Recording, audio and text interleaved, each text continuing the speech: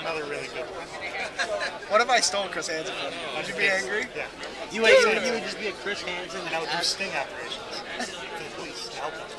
with just random shit. Would it be Yeah, I would try and actual? do a pedophile. That would be funnier. But I'll do anything. So you'd be if I ended up getting in there before you. If I ended up getting in there before you, you'd be super pissed if I stole Chris Hansen. All right, everybody. Ultimate Singles is here again. I'm going to shout a name, all right? Ultimate. Now, everybody in this room, when I shout these names, I need you to put your hands up. I'm going to pair you up and I'm going to point you to a system. Okay? So the first two people, I'm looking for Sage. Boom. I'm looking for Magnus. Boom. Sage and Magnus. You guys want to start in that back corner for me? Sage, Magnus, you're going to be in that back corner. I saw both your hands. I know where you're going. For ours or The next one's Greninja. Greninja. Are you Greninja? Shut your fucking mouth. Greninja, boom. You are going to be playing Mr. Robot. Mr. Robot. Boom, there's your hand.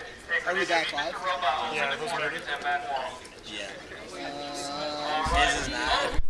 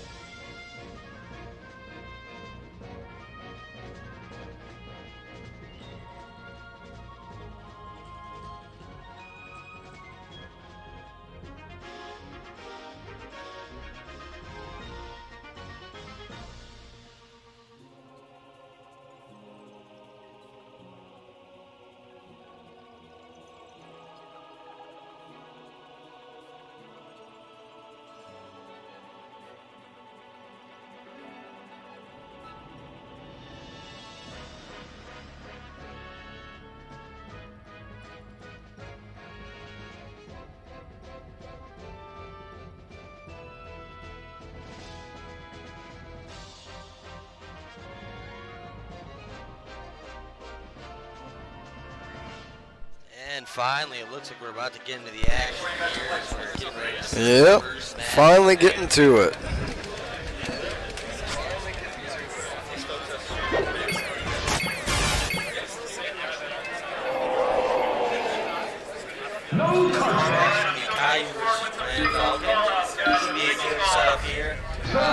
Based off of the looks of the contenders, who do you think's going to win this match? I'm going to go with Grand Falcon. Right? Yes. I can see it. It's got an intensity in his eyes that it screams that he wants to take this first W here. Oh, absolutely. And I think Falcon's a strong player. Nothing against Gandalf, but or Gandorf. I'm a Falcon player myself. Yeah, I dabbled in Falcon back in the day. And Gandalf is also known for being so slow and very punishable. So we'll see here how fares it. Oh, got a quick start there.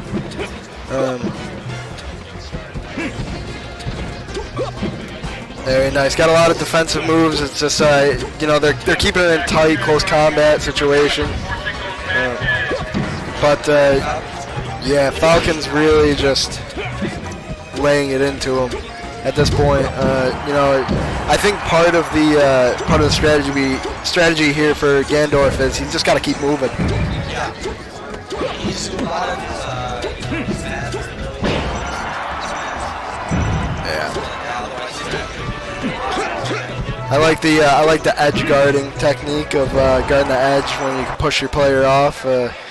If you catch him right in the right spot, then you can slam him for sure. You get a nice dunk going there. We're coming down to it here with Gandalf for 150%. It's only a matter of time before we see the first stock cleared here. Yeah. It's at this point it's just a ticking time bomb for when we're gonna get a knockout here. And I think there it is. There it is. That's the first set right there.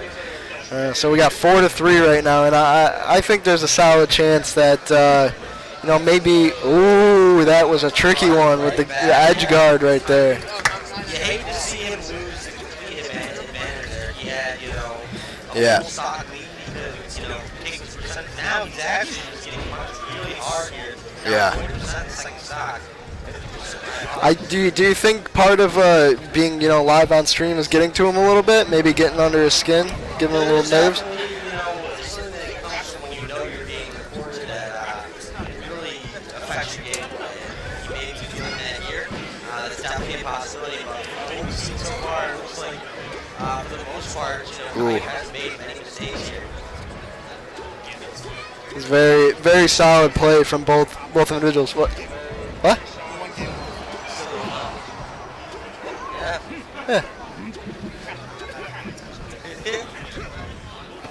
Oh, and while we were gone, someone, Falcon knocked him out of the arena. Oh, there we go. But no. Right when he takes it, he gives it right back. Falcon seems to get a pretty nice lead and then somehow lose his stock immediately afterwards. If he keeps trying to play that sort of style, I think it might come back to beat him in the end, and it might end up being his downfall. Hey, here he is again. We're seeing a much better turnout than last time, where he was down for the entire stock, and now he's got a nice 60-point advantage. Yeah. I'd like to see him turn this into something so far. But like I said, when we'll see how this goes when he knocks him out here, and then the potential for him to immediately drop the stock again, like he has in the past 2 stocks there. Oh, that is some nice edge guarding right there. There we go, and he drops the stock. But he could, Falcon could easily, come back and tie it up right here. He's got a lot of damage against him, Gandorf. He does, but at this point he's got a 20%. There it is. I told you. But the 20% disadvantage may be enough to honestly, at this point, it is anybody's game. Let's see. We got Gandorf's patrolling the middle of the stadium here. Oh, this might be it. No. There you are. Sarah set up right here. Ooh, this is a beautiful one. He's going to come to you. Ooh. Nope. Point, you know, Grand Falcons kind of He's maybe still in the house. potential here. There's not much more he can do.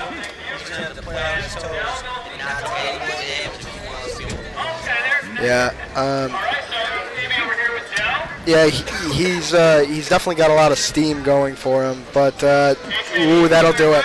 That'll do it. All right, Dell, keep that hand up. Dell, you see it, baby? Caillou with game one, and that that just shows you that I have no idea what I'm talking about. Because I picked Falcon right from the beginning. That was a beautiful, beautiful played match. Now, what do you think the overall best technique was in that game? I think the patience on Caillou's part there, playing some different characters. There was, from the start we were saying, Cat Falcon was by choice. Yeah, he seemed to like to play in the middle of the map a lot. When you get control, you maintain control for a very long amount of time. He didn't allow getting down early to shake up his play style. It seemed like he went in with the plan to play. So I think that's part of it, not getting outside of what you're comfortable with. Wow, only 2 maps. Yeah, that's a lot of decisions here. I mean, when it comes down to it, it's a coin flip. Going to Dreamland. All right, perfect. Best 3 for these maps, right? What was that? Best 3 for these? I believe so. I'm going to look to my producer, Steve. Yeah, it's correct. It is best of 3. Now, see, the wind here takes a little effect. You think it's going to play any role whatsoever? Not much. They're both on the heavier side. I would say the gainer of the slight advantage is heavier, so it won't push as much. But overall, it's pretty more than it was. If you had to choose one that was stronger, which one would you choose? It's hard to tell. I think for weight. Ooh, oh, dude, going against Falcon. He's got the Falcon punch. So they're scared, dude. I mean, that's true. I like that down smash right there. Taking the loss. Caillou's just coming out strong. He hasn't had any. Ooh, but that could be that hit right there could be very devastating. Oh my lord, there he goes. So Caillou's up 1 set, but he's got a lot of damage on him. He does, but he can put anything on here towards next stock. It's going to put him in a real good spot. That's true. He's just got to play it safe, stick to his plan. Wow. He's unable to punch that. Oh, there's the wind.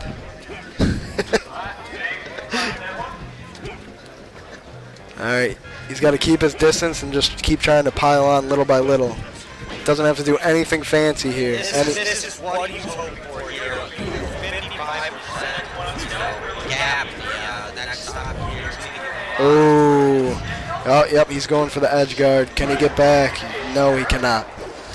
Caillou drops the set, but he does have that 54% damage on him, as you said before. He closes the gap. Yeah, immediately put some real damage on him. How you doing what he can here, trying to come back, trying to regrow his advantage. Caillou's playing. He's staying in the middle of the map. He doesn't want to get near those edges, especially with the amount of damage that both competitors have at this point.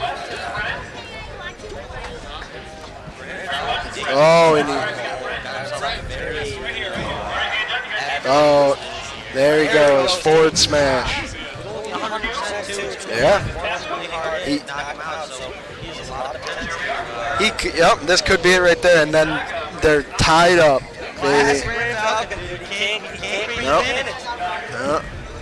But, at the same time, then it's anybody's game. It doesn't mean, Grand Falcon's doing anything wrong. or anything, but he's not putting the distance that he potentially could be in between. I agree. Oh, the down smash. Putting some damage on Caillou.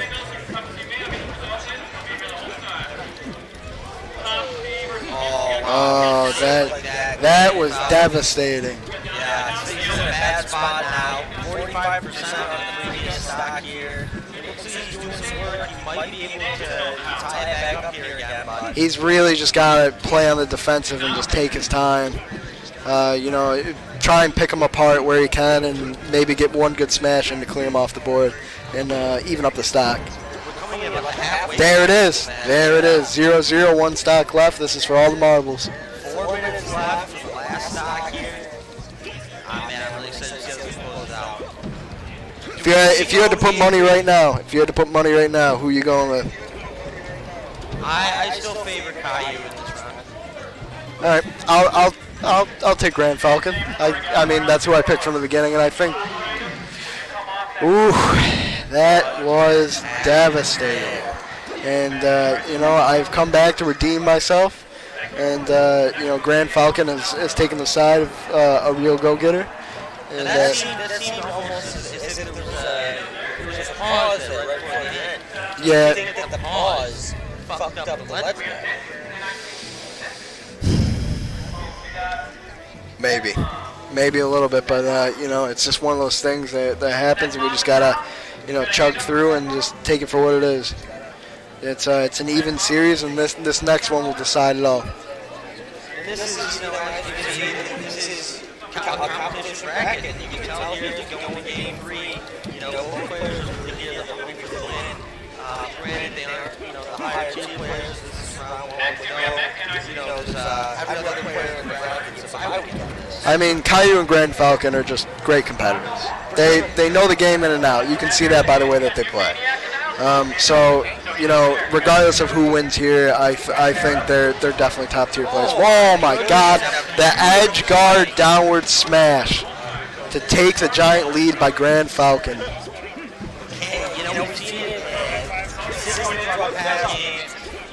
He's not very solid at reading that bad. So even now with 26%, that's a much larger advantage I've ever seen out of Grand Falcon. Yeah, but if he drops the stock here like he's been privy to in the past, Caillou's right back in the game. And there we go. There it is. The classic Grand Falcon give up.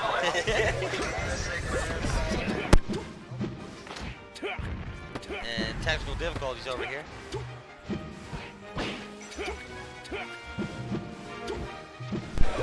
Can you hear me? All right, I'm back.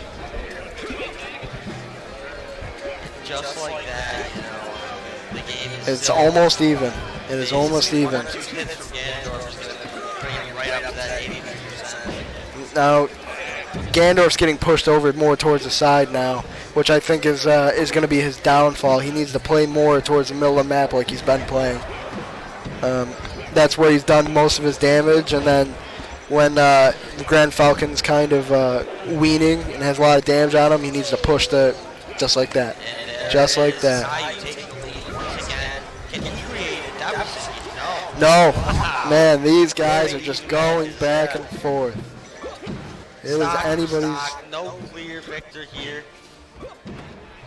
But in the end, there will be one. There can only be one. Now, I wonder, are we going to see a lot of patterns like this through the remainder of the tournament, or do you think we're going to see some heavy upsets? I would love to see a 4-stock. A nice smackdown? Yeah, I would love to see a 4-stock here today. I don't know. There's the people who are in this competition are the biggest competitors that are in the area. Oh my God, the edge guard by Caillou. That's a huge advantage if you can just act on it here. Nope, and it's tied right back up. It is tied right back up. 0-0, one stock apiece. This is the final match to see who moves on in the tournament. You still sticking with Caillou? You hate to lose round 1 in the very, in the entire tournament because it's a long climb from Yes. losers bracket game 1 back to the finals. I agree. And But you can tell, look at both competitors, you can tell that this they're might really be. This feeling might. that Yep. pressure. That is the end. There Caillou it is. takes Caillou it. takes it. That is a great match by both competitors.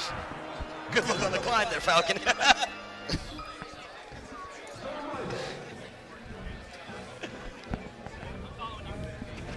That was a great competition. But Caillou takes it. Man, that was a real big back and forth. The entirety of the game, we had no idea Yeah. who was going to be winning there. To be honest, it seemed as though Green Falcon kind of got into his groove and was going to come back there, and it seemed that one error he made, messing up the edge guard, falling off of 59% to Ganondorf, kind of put him in a negative momentum stance, kind of. Yeah. If he could just move on from, if he could just move. They get moving real quick. We're here in game 2. Stewie Gax and Wally West. Wally West and Both Stewie the Gax. Fox mirror. I'm going to go with the pink Fox on this one. Oh, any reasoning behind that? You just like the color. It's not that I like the car. It's just that there's a lot of confidence, you know. This guy's coming in his green military jumpsuit. The other guy's coming in his pink swag. He's got some confidence there. He does have some confidence, but I'll take Stewie Gax. He with Fox, it's easy to get off to a quick start like Wally West has, but there you go. It's And he just, it can falls happen the just miscalculation there. Like that. Yep. If he put more, if he was wearing a more reasonable outfit, something a little less constricting, he probably would have had a little Could bit have been better able to movement grab there. on better, but yeah, I think. How do you feel about the Fox on Fox play? It's always not as fun to watch a mirror match compared to Oh, two there he unique goes, the characters, upward but smash. And the stocks are almost even. 20. Oh, there he goes, but he gets a quick hit in, and he keeps it moving. I think the one thing with Fox is you literally have to keep moving. You can't. yeah. The second you stand still is the second it's going to end the game for you. Fox has pretty powerful hits that can end the game. Especially for his speed, for sure. And you'll see here, Stubby getting that huge there we advantage go. there with Wally West Stubby falling off Gax. with the miscalc. Guarding the edge and taking another stock. Now he's only got 45% damage here, so he could easily come out of this and maybe drop another stock on it. Yeah, it's as I was saying before, the huge momentum loss for the miscalculation and then edge grab there. You can tell that Wally is really feeling that. He knows he fucked up there, and at this point, the momentum that There it Stubby is. was able to get from that is just too much. Oh my God. What are we seeing here? Wow. It is wow. back to almost even. A little damage on Wally I wouldn't West call it side. almost even an I know, 80% damage on advantage for Wally West Stubby. side. That's 1 or 2 hits to knock him off here. He's going to need to make a lot of ground here if we want to see a comeback from Wally here. I think the edge play here is just going to be key. It's whichever Fox has a better control of the edge. And whichever one of them has, better, they're more used to the mechanics there, because we've already There we seen go. one. Wally West drops it. Wow, with only Drops the ball. 40%. So now, Stubby Gax almost has an entire stock on him. If he can put some damage on him right here, he'll have potentially an entire stock. The real question is, does he put enough mileage on that percentage bar here to make it worth it? It looks like it now. Yeah, he just he's actually now ahead a whole stock, more than a full stock lead here with these percentage differences.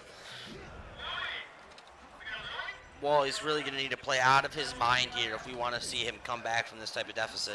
I think Wally West can do it. I think he can really do it. He got caught by the last frame of that last attack. That was a nice.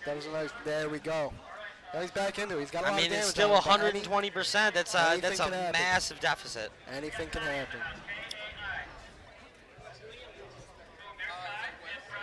Now I wonder, after the mirror match goes this way, Oh, and there do you it think is. we're going to see some sort of character switch up from Wally, or do you think he's going to try and stick to his guns and keep the Fox pick? I think he sticks to what he knows.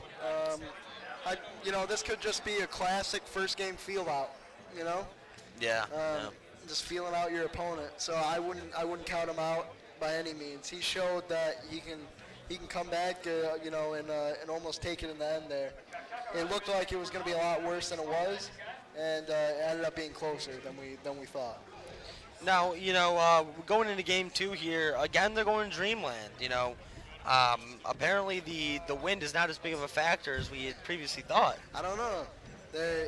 Fox is pretty light. Could blow them right off the map. I will say they will struggle here. We'll see. I see Wally West is coming out strong after his last. Oh, he is putting some serious damage on Stewie. You know what it is? I also noticed he switched out of the pink, into the orange. That's true. Perhaps. That's true. Yeah. Maybe the uniform's a little lighter, a little more speed, a little more power. Little Naruto orange really brings out the fighter in him. It does. He does have a full stock lead here with 20% damage. 25, and he Oh keeps my putting it up. goodness. Oh, and Oh, a crucial error. mistake there, yeah. Crucial error. But that being said, he's still got the damage. He's still got the damage on Stewie as we're And he's speaking. coming back in strong. Keeps adding more on.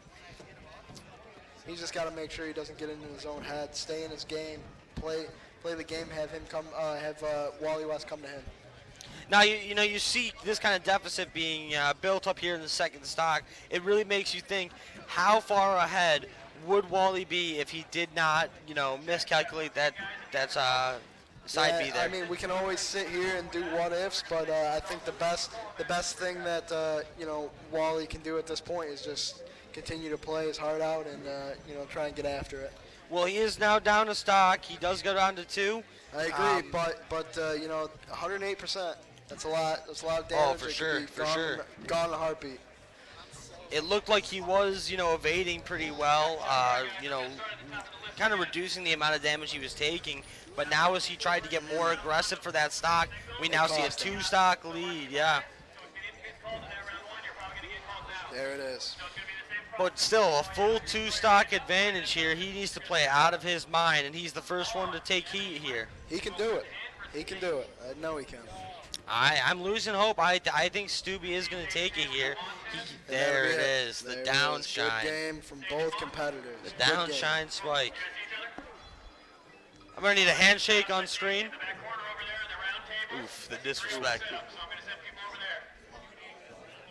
So Stubby is moving on. And it's a long climb for our boy, Wally, yeah.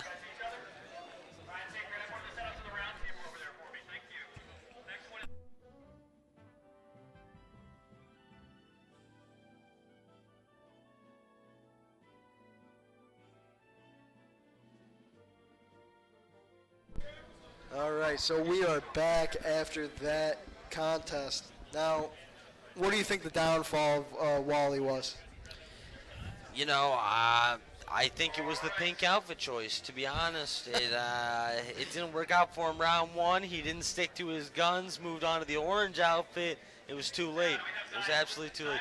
Nachos, thank you so much for the follow. We really appreciate it. We're about to move into match number 3 here. Who's our contenders for match number 3? We're going to check our bracket here. Waiting for, if you want to switch to Cam, Product 7's very own. Oh, he's good. There he is. There he is, the homegrown hero. The backpack is all we can see now, but Poseidon, a sponsorship and a leader here at Project 7. he was just having a few words with Caillou, our round 1 winner. I bet he's feeling pretty good moving on to the next round now. Two great competitors trading a little bit of knowledge, maybe?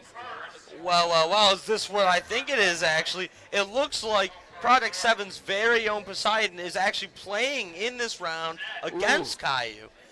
This is going to be a tough matchup, but Poseidon did have the advantage of seeing Caillou play the previous match. He also has the advantage of working for the org that's casting right now, so That is therefore also, this is going to be a very biased match. Poseidon definitely, is potentially more used to. Oh wow, I'm shocked. They're just giving a nice little hand warm up here. This Poseidon's coming in cold. Now this is something I'm very interested in seeing here. I see that Caillou is going with the Sheik pick, and now if there's one thing that I know about Project 7's Poseidon is that Sheik is his actually main. So what is he going to mirror match here? Is he going to go with another choice? I'm excited to see. Huh? Hello. Yeah. Wait, so why is it? No, Poseidon's Falcon. Our apologies. There are technical difficulties. It turns out Poseidon is indeed Sheik, so that makes a lot more sense to me here. And we're going into a battlefield stage 1, and they're going to get right into it. The second the timer starts ticking down, they're just adding on the damage. Poseidon drawing first blood, but it's still completely even here. Poseidon definitely has to use Sheik's speed to his advantage, but if he does get in too close, there's always the chance that Falcon can really put some hard damage on him. He's got to be quick, get in, get out, and just keep moving. I do think that his speed is going to be the huge advantage here in this game. Falcon, though quick, is a little bit too slow compared to Sheik. And Sheik drops with stock already. Now, do you think that was just a mishap on his part? I do think that was a misclick per se, but one thing I've seen about Poseidon in previous tournaments is that right there. As soon as he loses a stock, he's very good about being very aggressive. And dealing enough damage to tie it right back up. Project 7's Poseidon definitely is a stubborn one and stays in the match the entire way to the very end. Will not give up. Here he is now, guarding the edge here, making it, a bit of a pain in the ass for Caillou to really get back into fighting position here. Now, do you think Caillou playing before gives him an advantage or disadvantage, or nothing at all? I would say it goes both ways. It's a double-edged sword. On one aspect, he's a little bit warm. His hands are a bit warmer. He's played. But the other aspect is that Poseidon has seen him play, where he hasn't seen Poseidon play, which does, create a disadvantage for him. Yeah. Well, while we've been talking, ties it right back up. Poseidon just has to hang in there. Stick to his game, and I think he'll be all right. There's a couple mishaps happening. But, well, the thing is, he's so good at tying it back up that he really just needs to take the advantage for himself, because once he gets past this stock here, there is no tying it back up. You know what I mean? This is his last chance to build that advantage. How do you feel about Sheik playing with his back to the edge? It seems to be part of Poseidon's style here. For most. Oh my goodness! And a huge error by Caillou, giving Poseidon all he needs to really take this home. If he can just press the advantage here. Upward smash there. If he, if Poseidon can keep Captain in the air, it's over. That's the best part. That'd be the best part. And to be honest, it's already damage until he's just. It looks like with that miscalculation, Poseidon has just gone full offensive, and there's nothing. Here, folks. And that's the game. That is it. Game 1, Poseidon with a nice edge guard to finish it off. That is a great. How you sweating over here? Check him. Yeah, he's sweating a little bit. And then the stoicness of Poseidon, repping his Project 7 gamer jersey. Just not a better look. You can also, did you know that you can find our merch at project7gaming.com? Oh, wow, that's great to go into. I think I'll talk a little bit more about that. Can we find, for example, the same jersey Poseidon is wearing? No, unfortunately you can't find that as of right now, mainly because that's sponsorship for people, for players that we believe in here as a company, and they're very, very rare. Now, as a Poseidon fan myself, how long until we can expect to see signed Poseidon jerseys? Ooh, it could be coming soon. It really could be coming soon. I would love to see that. Depends on how well he does here at this tournament, if you know what I'm saying.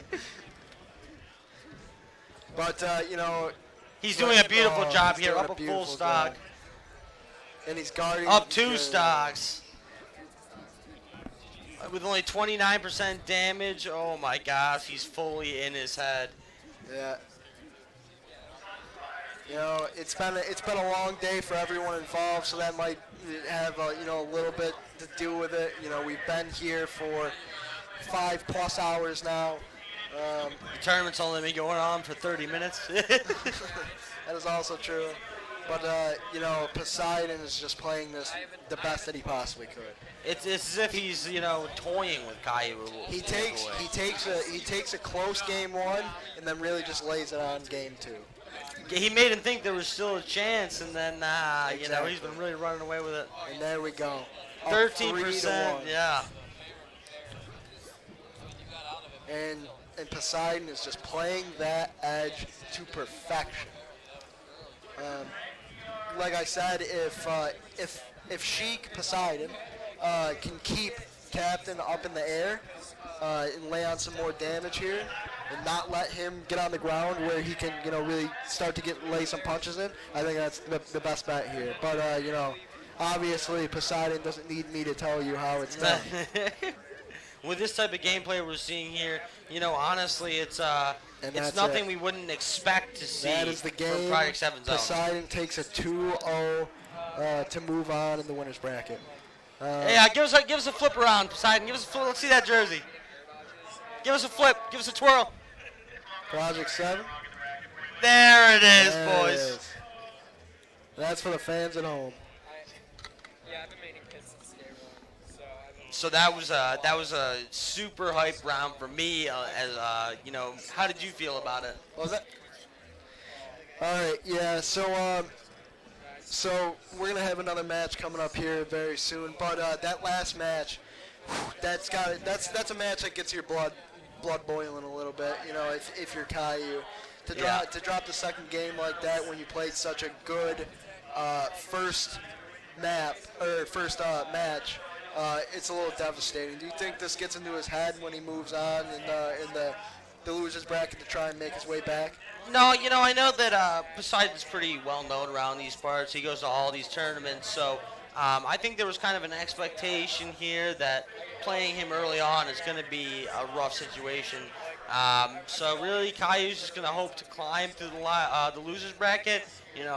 Hopefully for Falcons' sake, they don't meet up again. Yeah.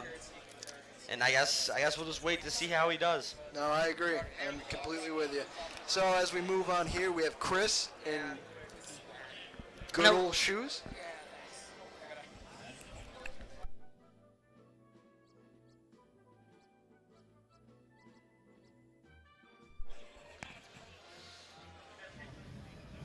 And Battlefield for round 1.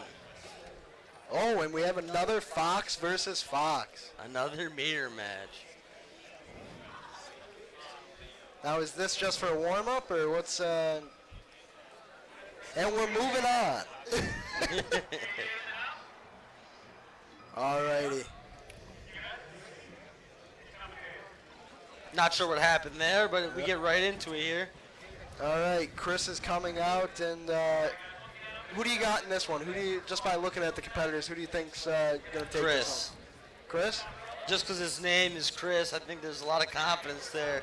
Not going with a creative I name do. here. I'm a believer in Chris as well. He's got a little bit more damage, but I'm seeing his play style here, and I kind of like it. There was a lot of edge work there in the beginning, so if he plays those edges well, he could do something miraculous here. It seems as though he's not really going on full aggression. He's more kind of seeing how his opponent plays, and then from there he's going to determine how he That wants could to be a perform. benefit to him in the future matches, but if he drops a full match right here, that could be detrimental. Oh, for sure. He's really going to need to turn it on in a minute here, but it looks like, right now, while he's trying to get as much information about this guy's play style, it's really burning him on percentage there. Down 45%. With that being said, 44% is not that much. I know on a weaker overall character like Falcon, that can be, which he just dropped the stock right there. But, if you got to play to his strengths and try not to get so much damage on you, especially with a stock difference.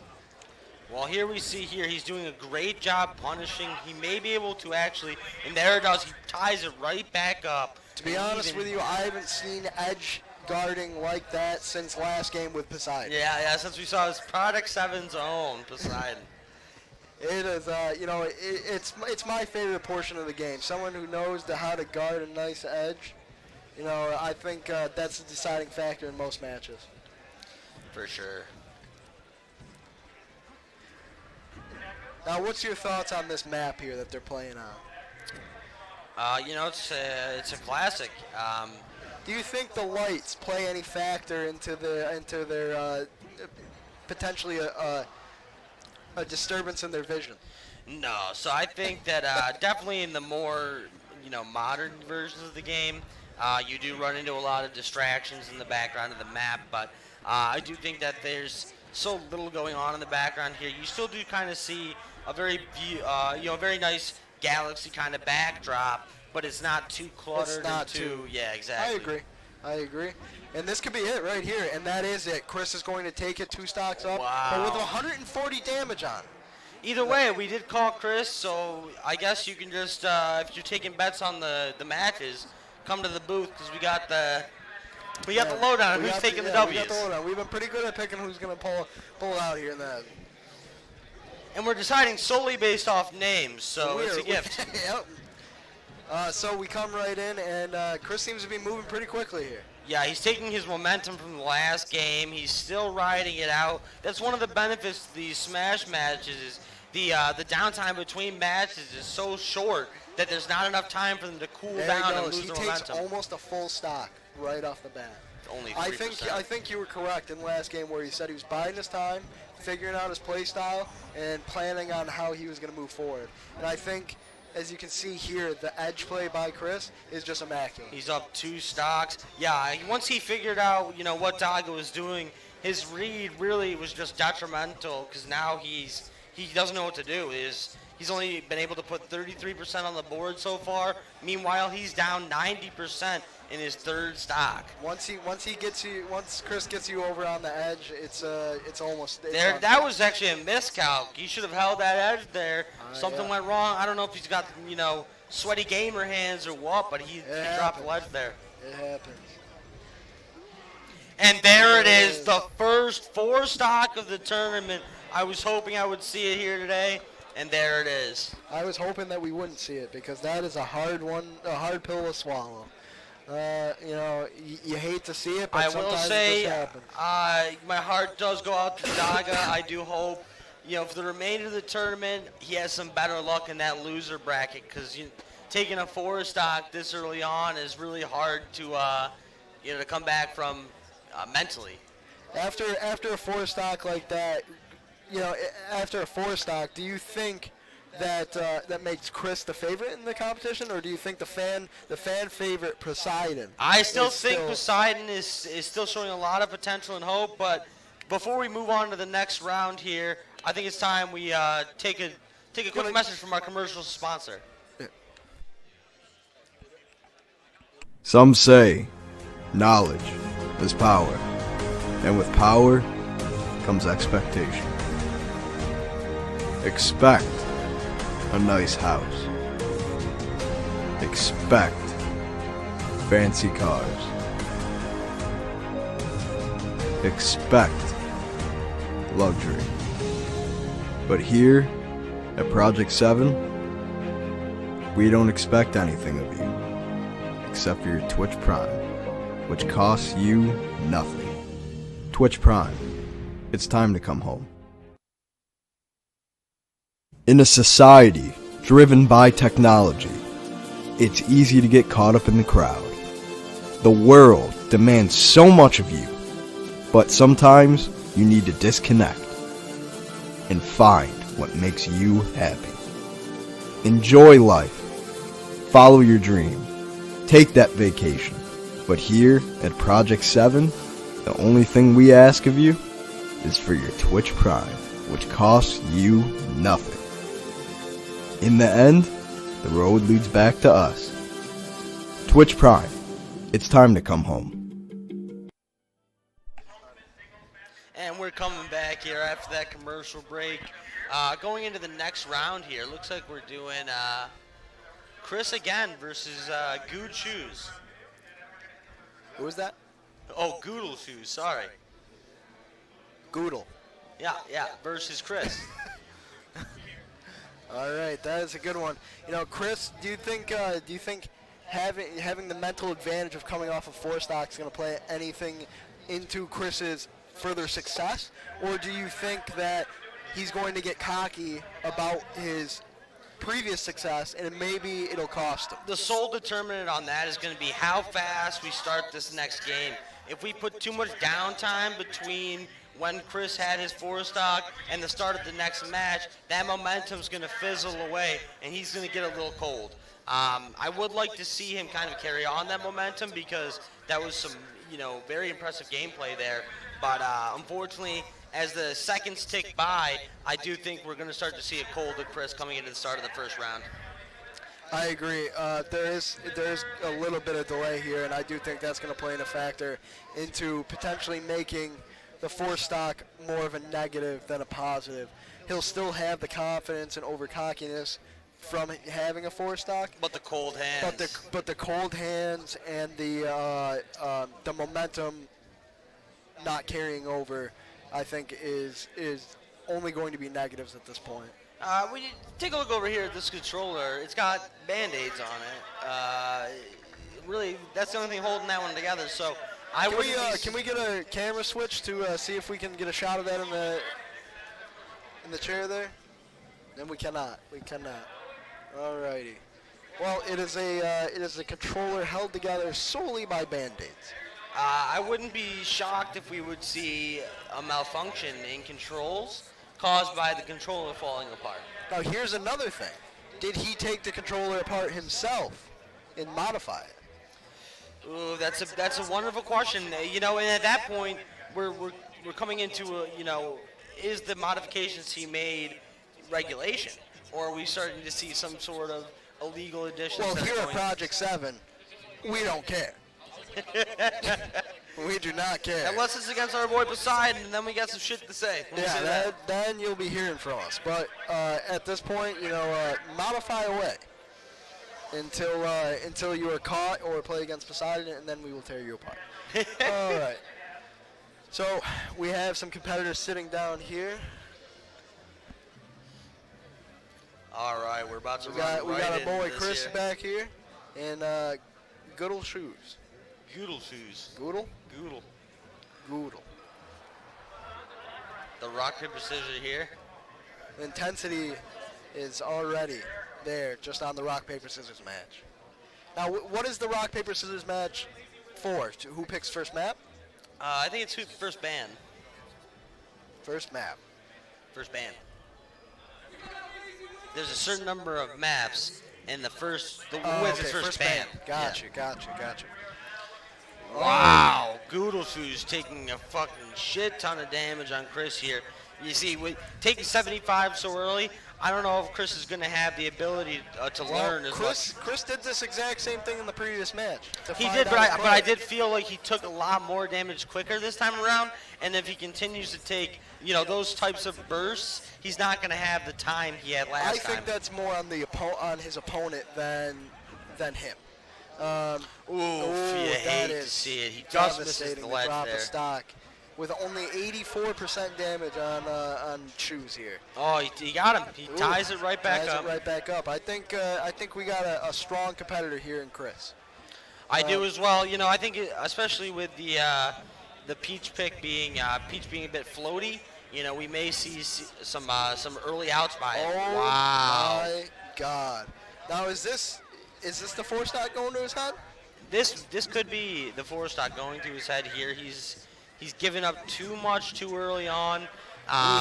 We have seen Chris rally in the past. We have, but I mean at this point, Goodle definitely seems like he knows having a stronger start than Daga was last game, and because of that alone, it does look like it's going to be hard for Chris to come back from this deficit here. That being said, Chris seems to be trying to changing up his play style a little bit here. He's not playing the edge as much. Maybe that's because of the way that Peach plays. And there you go, the upward smash to bring it to 2-1. If in this, there's two people in this tournament that could come back from this. Chris is one of them. And the other is Project 7's own Poseidon. I definitely think he could come back from a deficit like this as well. But that being said, Chris is not in a great spot, but there's worse spots to be in. And that'll be it. Wow. There's no worse spot to be in than the game being over. So Goodles, who's taking game one here, having a huge advantage. Do you think that we're going to see Chris, after his miraculous 4-stock, take a dive into the losers bracket? I don't think so. Will Chris win this? I don't think so. Yes. But I think Chris takes game 2 here. I think it's going to go to a game 3. I would like to see that for sure. I think Chris changes up his style, gets back more to the edge guard that Fox is good at. Ooh, that being said, Peach is also pretty good at it as well with her floating ability. Yeah. And Goodle doing a really good job, keeping the pressure up, adding as much damage as possible before losing that stock. Unfortunately, it was only 24%, but with the way he's been playing so far in this game, I don't know if you've caught this, but Shoes likes to play under the two side platforms to cover himself from the downward smash. Yeah, it does cause a lot of problems for Chris here with him not being able to kind of unleash his full repertoire of moves. But Shoes likes to get him up in the air and then hide under the two platforms. And I think that's part of his success. Just like that. Peach has Shoes has a lot of damage on him at this point, so we could definitely see a tie back up. I think it's going to be a very close match. And there it is, another knockout, only 21% of advantage. 21%. So it does seem like Chris is closing the advantage gap each stock, but he really does need to have kind of a turning point in this stock here. Otherwise, it's going to be hard for him to clinch this second match. I think he does it, though. I think he pushes it to a game 3. I could be wrong, but, Shoes just knows how to guard those edges. I personally think Shoes will take it all here in this second round. But he pushes them up in the air. That is a very nice move there that put a lot of damage on Peach. But Chris needs to get a quick knockout here. He does. I mean, only 30%. That's real devastating to see. 42% damage. Hasn't even got him to 100. And that's going to be the sure knockout on Peach. Once you get him to over 100, it's going to be easy. See, with Peach's ability to fly around in the air, it does make it difficult to when you knock her up to know where she's coming down. He was able to get back into it here, and it looks like he's gaining some momentum. He's kind of tying it up here. Oh. It's anybody's game, but I think what we're going to see Shoes go back to is under the platforms. That's where he's found most of his success. And I think that's where he'll go back to, riding the edges and hiding under the side platforms. At this point, it is really anybody's game, and that is it. And Chris does take game it. 2. And I told you. Yeah, you can color me surprised after that. Am I good or am I good? That was pretty good, I will say. I didn't see that one coming. I really did think we were going to see Peach take 2 rounds in a row there. That was quite a comeback by Chris. And as you will hear me say many times in this competition, it's anybody's game. At this point, they both tied up. It's a clean slate, and they're the competitors ready out there to go compete. You look at the intensity on both of the competitors' faces here. They really are feeling the heat of this being game 3. This is the closest first stock we've seen so far from these two guys here. Do you think the 6 whole people watching us right now is playing a factor into this? Is it getting in their minds, having such a large crowd watch? It would get in anyone's mind, with this much fame on the line. 6 whole people knowing your name, it's now, do we have an update on the prize pool? What is the prize pool up to? $10? Our producer does not know. $10? But you know who does know? It's going to be our homegrown hero, Project 7's own Poseidon. He's helping run this convention, and he'd be able to tell us right away. But he is currently busy in getting in the zone to come back here and really take over. Now, now that we've been kind of talking about the prize pool and stuff, the game itself is kind of, we're still at a very stale, even point. Nobody's really gaining any ground over the other. A very long 2 stocks here with already 2.5 minutes down in the game. Oh, my apologies, actually it's only a minute and a half, but still a minute and a half for 1 stock being taken is pretty shocking. Ooh, I think this edge guard right here is going to be it. And it is. That is a perfect edge guard by Shoes. If he plays this right, he can. I think he could potentially get another stock out of Chris. But he does not play it right. Yeah, he ties it right back up. It is a 0-0-2. This is game 3. This is for all the marbles. You're not going to see any more palpable of a situation than what we're seeing right now. Yeah. And it's, this is the most anxiety-ridden match so far. I don't know who is going to take it. I have absolutely no idea. Right now, it's looking like Google is kind of getting a huge advantage here. We're only 27 down on that previous stock. Taking that last stock right there might be the deciding factor for Shoes. But if Chris can play the edge as well and keep moving and stay out of the air, I think there's a good chance that he comes back here. Especially if he takes maybe only 1 or 2 more hits. Mitigating his damage to under 60%. We're going to see. But the edge guard is just so good by Shoes. At this point, it is not looking good for Chris, but at the same time, it's anybody's game. It is anyone's game, but as we get closer to and that'll be it. That'll be it. Shoes takes game 3. Chris coming off a 4 stock, going down into losers bracket. That's something I didn't think we would see here today. What are your thoughts on that kind of a drastic change from one game to the next? He's coming off hot too because he's playing. That was Goodle's first game of the tourney. So some would say that was a huge upset there. I think part of it is just getting a little gamer hand, a little too warm.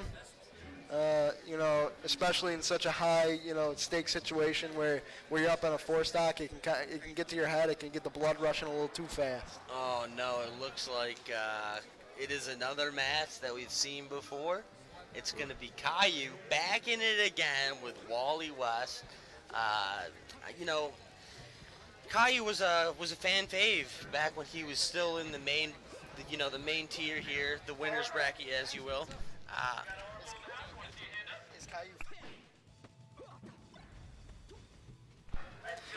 Yeah, I think Caillou's had quite a few games under his belt at this point.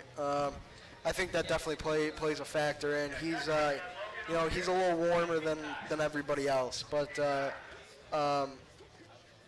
also can go against him. Get in your mind a little bit, change up your style just a little too much, and it could spell disaster for Caillou here. I mean, Wally, even though he only was able to play in 1 game so far, he's holding his own very well. Caillou hasn't really been able to make much ground here. A 1% lead.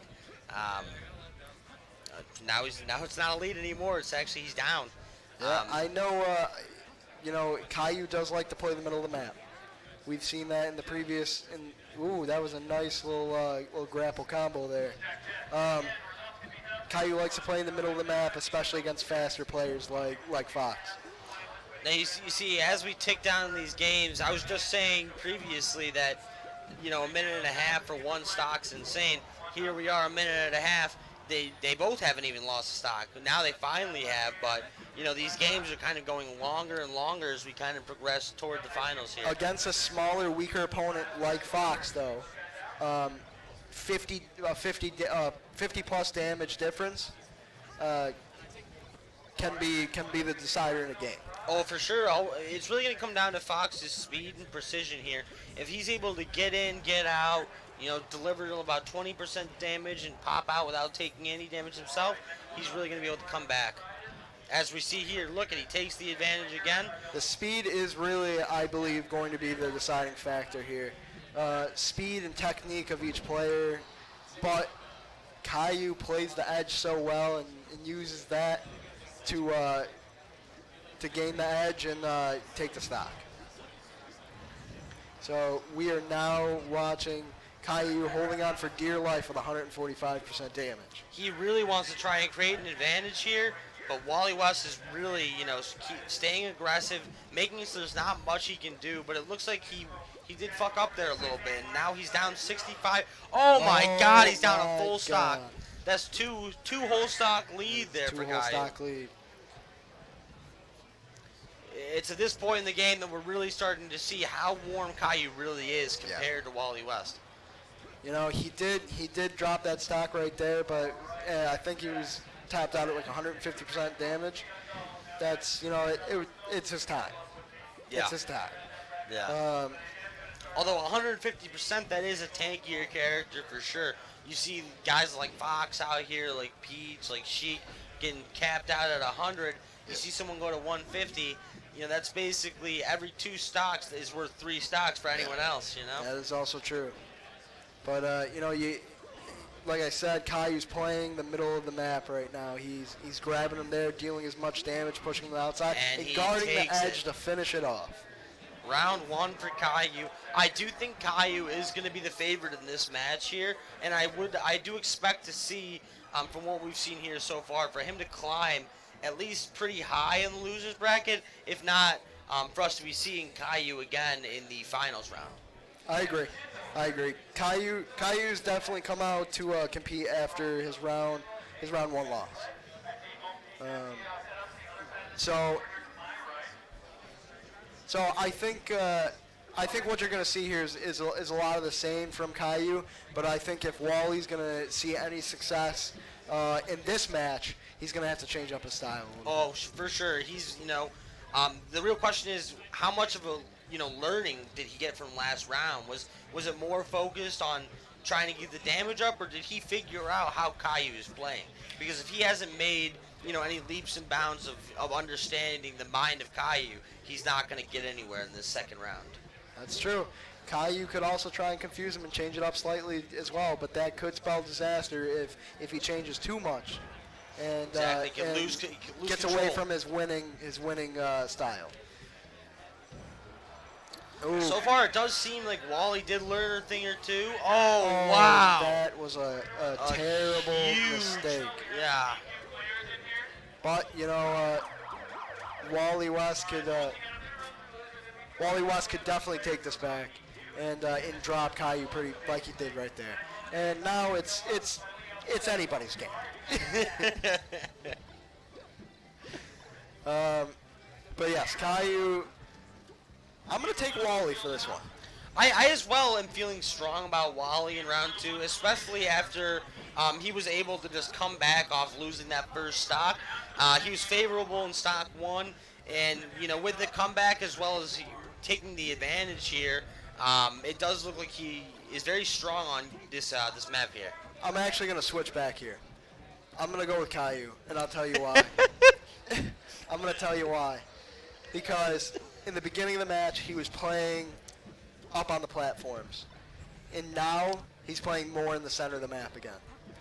And I think that's going to be part of the deciding factor in this map. His ability to go back to his winning style after he saw early on that the slight change that he made to play above the map is going to is going to do well for him. Well, I mean, he must also be feeling pretty good out here with a game up advantage. He doesn't have too much to lose here in this second game. But as we can see, Wally's really, doing a fantastic job maintaining his advantage here. Ooh, but he does take a 2-stock lead. A nice misstep on the edge there, and that might be it for Caillou. It's going to be hard to come back 3 stocks to 1. But you know what? Someone very wise once told me, it's anyone's game. It is anyone's game. It is anyone's game.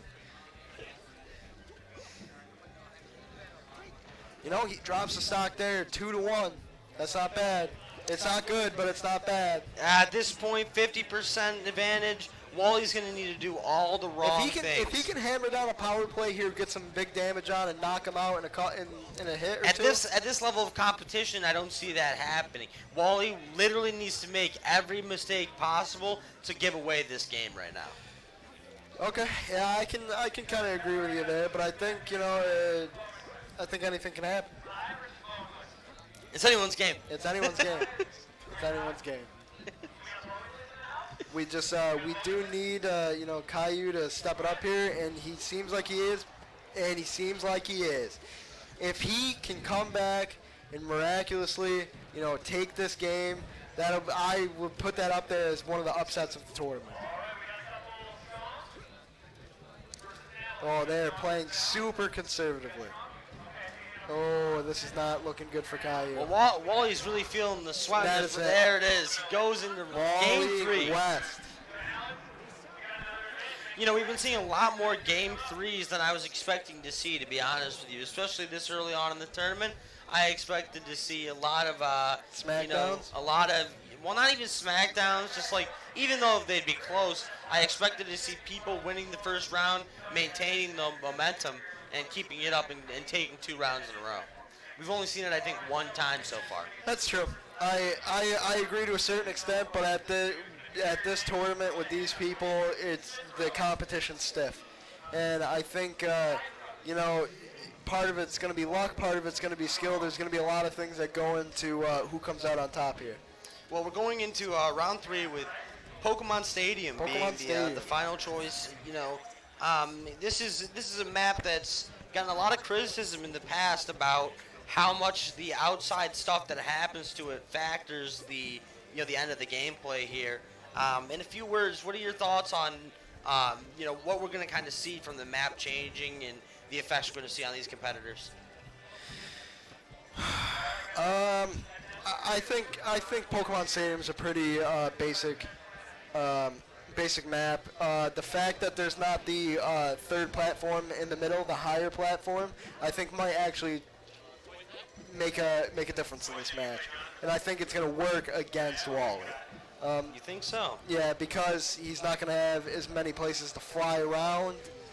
When he does get up in the air, might make the difference. But so here's where I disagree with you. But that also means that Caillou can't sit in the middle like he did in other matches, which now I'm going to go with something bold here. In a map change like this, as well as stock map where you just have the 2 things, the difference between this type of map and Battlefield is the amount of space between those platforms. Since it's so great and there's so much ability for them to move, I do think that the speed of Fox is going to give them the advantage there. I think definitely on this map that we're seeing now as you can see, is a Fox-centric map. There's not a lot of room for him to move, for Caillou to move. He can bottle him up, kind of, and then just gets in there with the speed and just lands all the punches. And so I think he has the advantage here as well because, like I was saying, the platforms are spread in such a way that there's enough distance between where he can really kind of use his maneuverability to his advantage. Could we see a 4-stock here?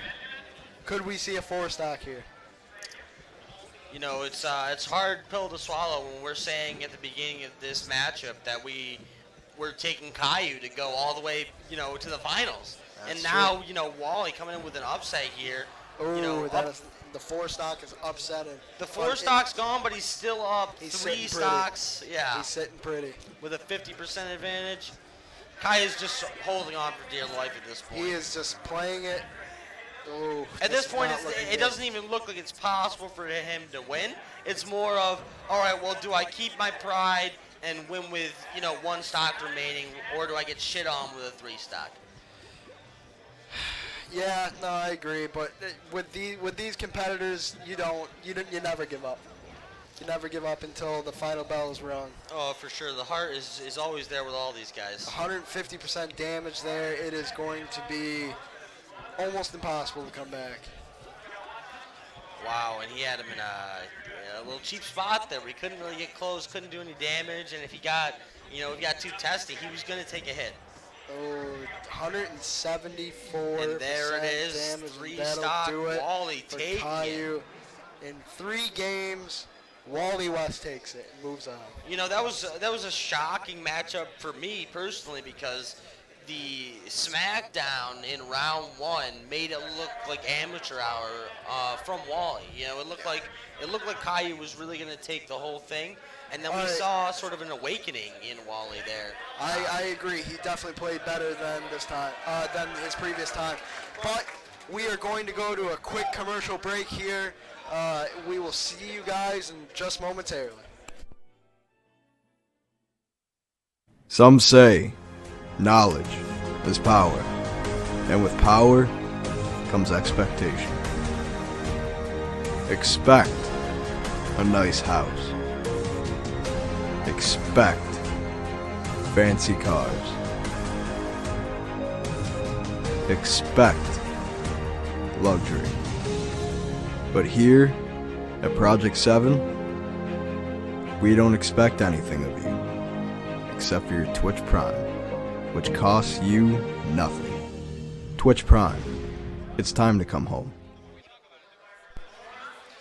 And we are back, ready to go again with another round from the losers bracket. This time around, we're going to be seeing Falcon coming back, and against him, Going to be a newcomer here. somehow we're in the losers bracket though. So how did this? Where did this newcomer come from? I don't know. Did he start in the losers bracket?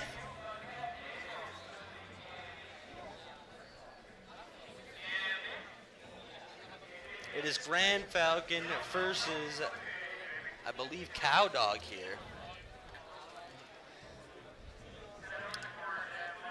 Who is it? Cowbell? Cowdog, it is correct. It is Cowdog. Cowdog.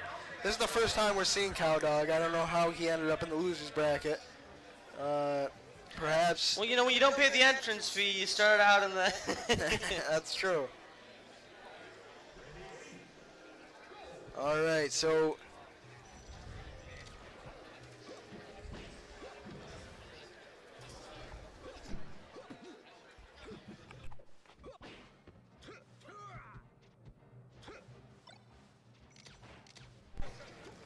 All right, so we are seeing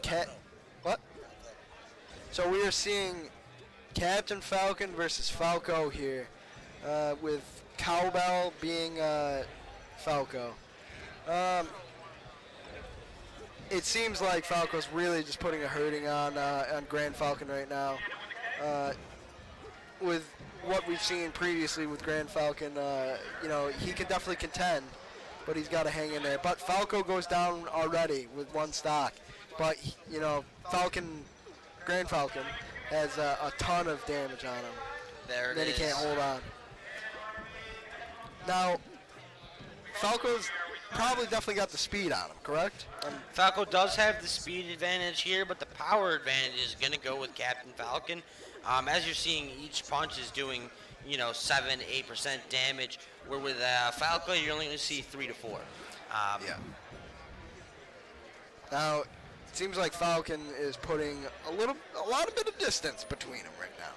Oh, wow. A huge miscalc by Cowdog there. It's got him down a full stock. You know, being down 3-2 this early on.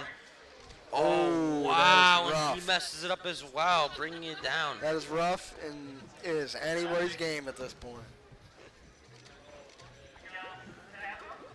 All right, so we continue on where there's a lot of edge play in this game, which I'm, you know, from Grand Falcon, which I'm a little surprised about. With a faster character, you know, you think you would want to keep him away from those edges. Yeah, you would think he would have the fear that he's going to lose the advantage on the edge grab there. Yeah. But, you know, I could understand it if Falco had more damage on him and he was a one-shot away. But, you know, with Falco only having 45% damage on him, I think Grand Falcon needs to stay away from the edges for a little while. Ooh, and that is a nice hit there. Grand Falcon is taking a lot of damage, but he is holding on for dear life. If he can just get out of here, Oh, wow, and he takes the stock, yeah. If he can create any sort of advantage here, it's going to be looking in good shape for him for this round. Yeah, but it does not appear to be so, and it does not. He misses this edge there. So this is an interesting match, especially because we haven't seen Grand Falcon since round 1 winners bracket, and Cowdog we haven't seen at all. So this isn't really, a match where being warm has anything to do with it. Both players are coming off cold. That's it. That's it. Cowbell's going to take it. Off of a technicality. He's going to take it. Cowdog takes round 1. And Project 7's very own Poseidon there in the shot background. there. Talking to the competitors after a well-match fought. Now can Cowdog, sweep it with 2 and knock Grand Falcon out of this? Is Cowdog the underdog in this situation? Comes out of nowhere, is already in the losers bracket, and comes out with a strong performance. True, I would love to see Cowdog take it to the finals. I'd love to see. I mean, of course not winning it all. Well, no, I don't want to see him win against Project 7's very own Poseidon. But I do want to see. Clearly, I just wanted to make sure that we were on the same page with that. Yeah. Seeing how Project 7's Poseidon is our favorite, at least in the yeah, for competition. sure. And as much as we pick against each other, in the end we got the same pick there. Yeah. So that's always nice to see. Oh, and Cowbell comes out strong right off the bat and has Falcon drop a stock pretty easily. And he's building his advantage here, up 14%. But Falco is in a world of hurt with how much damage he currently has on it. With a light, quick player like him to have 112 damage, that's asking for trouble. Although it does look like he was able to punish Grand Falcon enough here, 86% into his second stock. If we can see him take him down a full stock here before going off for the first time, but we that's don't gonna see do it. But he could clean it up quick. But with the power of Captain Falcon, anything's possible. We will need to see him land some hits though first. If he's going to make trades like that back and forth, I don't see him coming back, unfortunately. I agree. It does appear that Cowbell is playing up to his full potential here, or Cowdog. I apologize.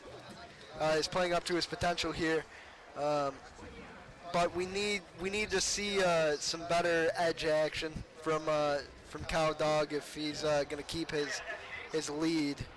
He has no lead anymore. It looks like Grand Falcon was able to tie it completely back up and actually take the advantage here. So realistically, that's what we're going to need to see this go into a round 3 is for Grand Falcon. There it is. All tied up. It's anybody's game. All right, so what do you think here? Do you think Grand Falcon's going to play a little bit in the middle of the map, or do you think he's going to push him around on the corners? I do think he's been strong in the past in the middle of the map. I would like to see him stay there, build some momentum, and put himself in a position where he can lock away this first win for him. But unfortunately, it does look like he's kind of playing into, Cowdog's hands here, following around the map, getting into some situations that he, as Captain Falcon, would not want to find himself in. Cowdog does appear to know how to use the platforms to perfection. I don't know if you've also caught that. When, Grand Falcon's playing in the middle of the map, he's dropping down from above, from the side, he's going all over the place. Which, I feel like in the opponents in the past that Grand Falcon has fought in this competition, have stayed more on the bottom platform with him, fighting him head to head. And his only match has been against Caillou, who is now completely out of the tournament. It's a little bit shocking to see, Grand Falcon, someone who lost the very first round of the tournament, beating someone who made it 2 rounds into the winners bracket. Ooh, is this going to be it? Ooh, and it's not. They are both holding on. 155% damage they both had before Falco could just not hold on any longer. I would like to see Cowdog take this. I think it's a distinct possibility. It's 20%. Cowdog's just got to play up to his potential. He's got to really use those platforms the way we've been seeing all match here. If he can kind of keep, Falcon in that center section there, and can he take advantage of his drops, there's not much we're going to be able to see him able to do. I agree. Falco's got to play from above. He's got to draw him into the center of the map. He's got to play from above until the time's just right. Then he's got to attack while the iron's hot. Ooh, but we do not see it. Staying We are alive. going to a game 3. We are going to a game 3. A lot of intensity in both these guys' eyes as they, they're really contemplating what they need to do to take this final round here. Now, who do you have taking this match? It's really hard to say at this point. We've seen absolute beautiful gameplay from both contenders so far. I still would like to see Cowdog take it. I do think that Falco is a stronger character overall than Falcon. But I mean, this map's definitely not good for Cowdog. yeah, This is a disaster map for Cowdog. yeah. With no platform potential, he's really gonna have to hope that he can, kind of lure Falcon toward the edges and work him from there. He's gonna have to use perfect technique and a lot of luring and a little bit of luck. Oh, for sure. A little bit of luck to pull this one out. But if anyone can do it, it's definitely Cowdog. Very even so far here. I really want to see how long it takes for them to draw first stock. I would like to see Cowdog come out to a strong start here. Maybe drop him, Grand Falcon, 2 sets before he goes, just to get a little buffer for him. I know it's asking a lot, but I think it's possible. So, I mean, 45 seconds in for a stock to be taken here. That's a lot faster paced than we've seen in Game 3s in the past. It comes to beg the question, is that due to a difference in skill level between the contenders here? Or is there just a bit of, are they rushing it, sort of, trying to speed it up? I think it's just a feeling that they're getting about the game. They want to close it out as quick as possible because they don't want to leave anything up to chance. They just want to get in there, get the dirty work done with, and get out before anybody knows they're even there. I think that in the end, that'll be the recipe for disaster with the slower opponent in Captain Falcon. Rushing things is probably not the way to go with that character. Being meticulous, taking your power hits, and doing your job definitely fits in the scheme. But super quick moves against a faster opponent, definitely not one of them. It does look like he's feeling the effects of that as well. Now down a stock again with a beautiful edge guard. Oh, but yes. And there we go. We're right back around. Right back around. It is anyone's game here today.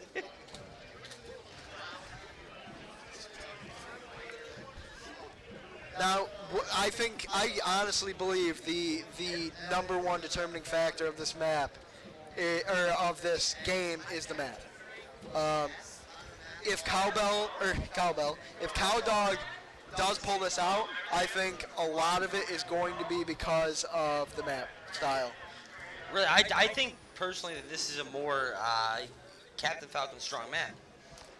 Not as much ability for him to move around in the air to get an advantage. I did believe that in the beginning.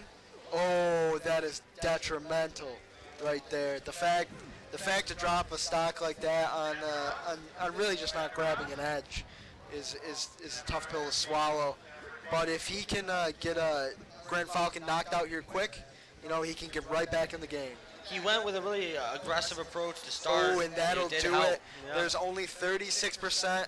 If it comes down to whoever acts faster, I think Cowdog's got this one.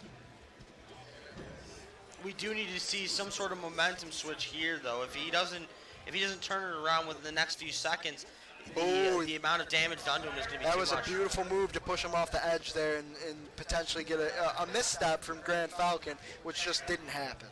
But Grand Falcon's taking a lot of damage, and Cowdog is kind of staying steadfast a little bit until just there. Yeah, this gap's a lot closer than we expected to see it get to. But one good that hit was a terrible move by Cowdog to try and stand head-to-head with Captain Falcon in the middle of the map and duke it out. Not a good move. Should have And he kept it felt moving. it here by getting removed from the losers bracket here with that loss, unfortunately. Cowdog did an immaculate job, but Grand Falcon just overpowered him in the end and just took it. We're getting ready to move on to the next match here. It looks like we saw Wally approaching. I was waiting to see him back in it again. He's a fan favorite for me. Oh my God, is this Project 7's own Poseidon come into play now? It does indeed look like it will be. Poseidon versus Scooby Gags. I don't know. This is going to be a tough one for Poseidon. You think so? I think it'll be. I think there's kind of a league of his own compared to the rest of these contenders. You know, look at him. He's got a professional jersey on. That's true. That is true. And that is a beautiful logo right there. If you want any merch with that logo on it, you can just go to the website, project7gaming.com, and you can get all your merch needs there. I know for a fact that the Smash-oriented T-shirts are on sale right now. So if any of the T-shirts that specifically deal with Smash and not with Project 7, they are currently on sale as we speak. Oh wow! I'm about to leave the bench to get mine right now. Well, I'm gonna have to go get that Falco main after seeing Cowdog play Falco as great as he did.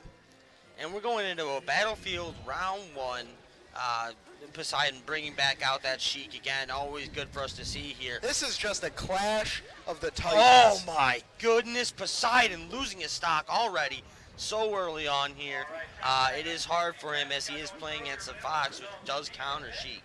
He is going to have to play out of his mind, but he is laying a lot of damage on Fox currently. And it looks like he's coming back with a vengeance after dropping that stock so early on in the game. If he plays as well, they could be even before we know it. It's not looking But it good. does not appear that it is going as well as it initially was going for Poseidon. Down a full stock here. He really needs to do something to get some momentum going his way. Oh, He's down to a 2 stock. Scooby. That is not what we want to see from Project 7's own Poseidon. That being said, if anybody can come back from a deficit like this, it is 110% Poseidon. We do not sponsor him for no reason. He is at the top pinnacle of gaming. In ability, in thought, in it all. And with Project 7, we helped him get to that level. And he takes his first stock here. Finally, we're seeing some life come from Poseidon here. I'd like to see him kind of close the gap a little bit more. Taking another stock here would be absolutely huge for him in Game 1. It would get him right back in the game, and then at that point, it's anybody's game. And it looks like he may do it here, bringing 93%.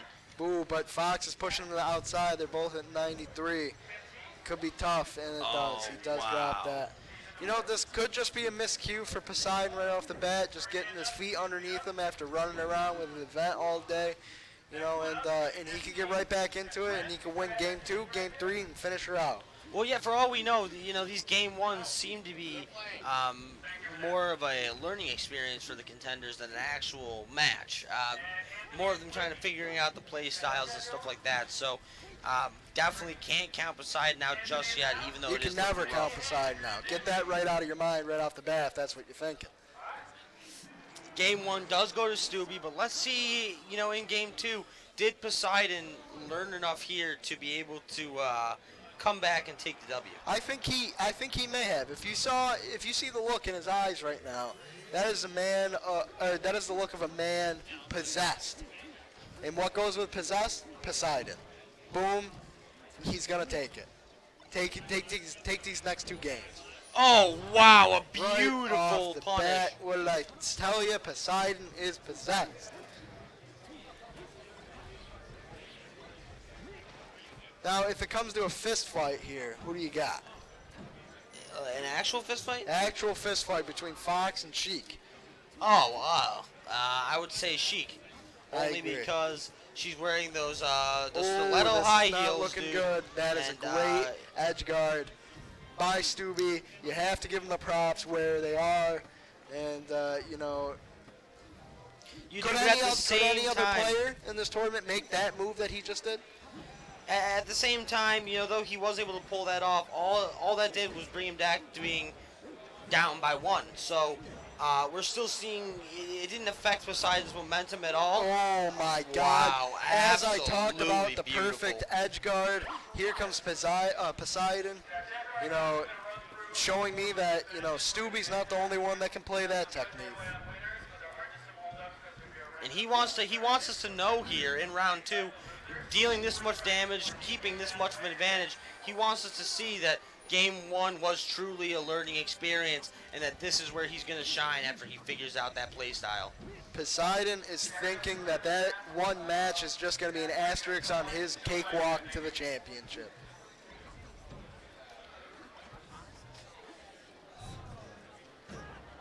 Stubby but punishing him strong. Stubby is here. coming in strong, but Poseidon does still have a full stock on him, and Stubby does have a perfect edge guard by Poseidon to take game 2. And that's 1-1. Both of them had 2 stocks at the ends of those games there. Seeing that kind of momentum, who do you think is going to take round 3 I here? mean, it's got to be Poseidon. It's I got to be. agree. From everything that we've seen in the past about him, he's not used to being an underdog, but now that they're tied up, it's anybody's game. But I think it's Poseidon's game to win. I will say with him losing game 1 and then coming in so strong in game 2 there, it would be hard for him to kind of lose that momentum here in game 3. It does appear that Poseidon is taking a little beating here. You hate to see someone get knocked out sub 100. You hate to see it. Yeah, I agree. But Fox is a lighter player, like we've said before, with a 98%. And there we go. Drops the stock just like that, 13% to 0%. Might as well be even. It's anybody's game.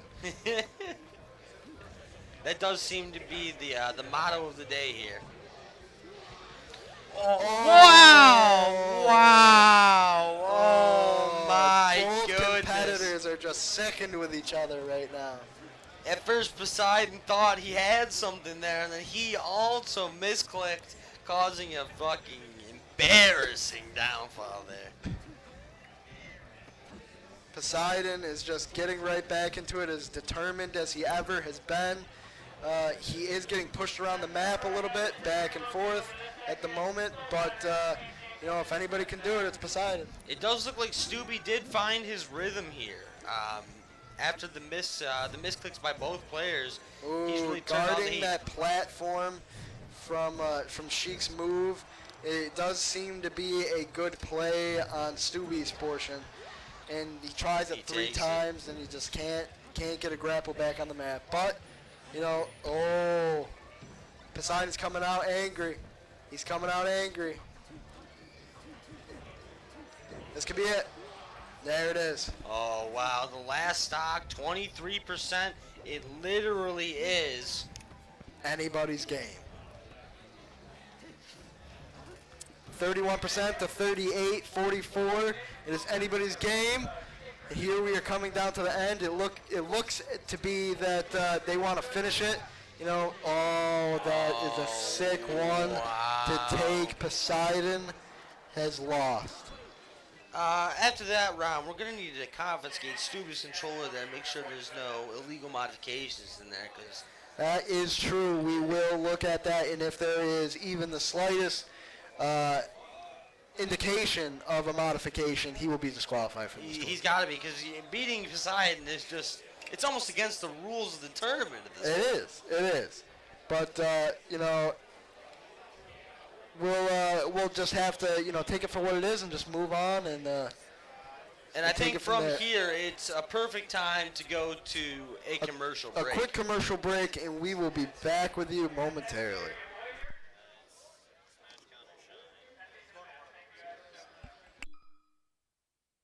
In a society driven by technology, it's easy to get caught up in the crowd.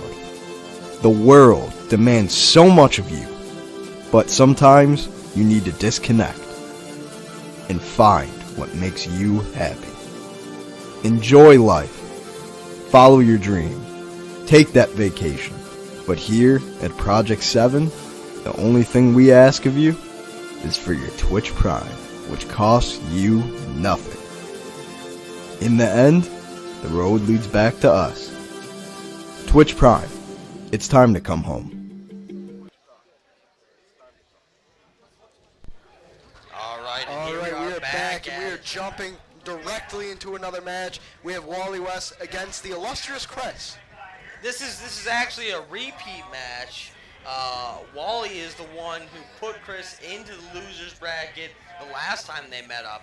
So I'm really curious to see here if Chris is able to turn it around and come out of this on top. Chris could come back with vengeance. He could come back with blood in his mouth, and you don't want that, especially from a Fox player. Oh, for sure. You know it's tuberculosis at that point. That being said, you know, we can see Chris getting out to a little edge here in the beginning. Nothing too great, but you know, any edge is an edge. I don't know. You know, last time Wally was also down at the start, and then we saw him take 2 matches. So this is most likely just the learning experience here for Wally. I don't expect to see him pull out his full potential until next round. That's true. That's very true. Well, you know, if anything, Chris has shown in the past that he can contend with anybody in this tournament. You With know, the exception of Project 7's very own Poseidon, of course. But, you know, that being said, you know, Chris has dealt a little bit more damage than Wally has. But like you said in the past, Wally has come back from a deficit. But at the same time, ooh, and he does a terrible slip up there. Terrible slip up there from Wally West to slide off the map and drop a stock, with Chris having a decent amount of damage, but not astronomical. Yeah, not as much as we would need for him to really clinch this away, you know? Ooh, that might have been a misstep by Chris right there. May have been a misstep by Chris, but you know, Chris plays the edges extremely well, but it does appear that Wally plays the air a little better than Chris, which I think is the difference in this match. So it's just whoever can drag their opponent to their playing style, drag them down there.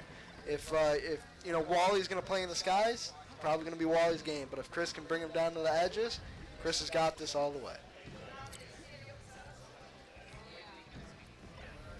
What's up with the, you know, hippo and underwear in the background there? I've seen that many a times now, and I just I don't even know what to say about it. Oh, it's an elephant, actually. It's My an apologies. elephant. Yeah. Ooh, with a nice upward smash by Chris, and he takes it. Wally West goes down, and Chris, you know, could be making his way back for a championship run here. I'd love to see that. I also was hoping to see Wally, so it's... I would like to see a Chris versus Cow Dog. That'd be a match I'd like to see. Wow. How can you say that when... I guess that they're both in losers bracket right now, so we can still see that... It's anybody's game. We can see that while still seeing Poseidon in the finals, which is what we're truly here to see. Yes. Now we're seeing an interesting map choice here. You know, will the wind and the blowing... They are both light. They are both, you know, carried a lot by wind and stuff like that. So I do think that one missed jump is going to be greatly affected by the wind here. We are just getting to a point where these competitors are so well matched against each other that it is almost strike for strike, and it's gonna be a fight to the very last match. That being said, who do you have in this match? I do have a soft spot in my heart for Wally. Really? You're going to take Wally over our boy Chris? You know, I did find myself rooting on the opposite side of Wally last time we saw him come to the arena And here. it bit us in the ass. It did. So It did bite us in the ass. I think there's a lot of potential here for him to again show up as the underdog and take another. Oh, a perfect edge guard there by Chris, and I think you'll eat those words. I think Chris is. I might dare to say Chris might be the one to beat in this losers bracket, You know, other than running, Project 7's Poseidon. as you've been running your gums here, you know about Chris. It seems that they've tied it up, and Wally is back to showing his true colors of kind of, you know, showing a little, being a little lackluster in round one, and then showing us a much stronger performance in round I two. think if Wally does move on from this matchup here against Chris, I think that play style will come to bite him in the ass. When you drop a game in the beginning, no matter what the reasoning is, it's not a good way to start out. For sure, for sure.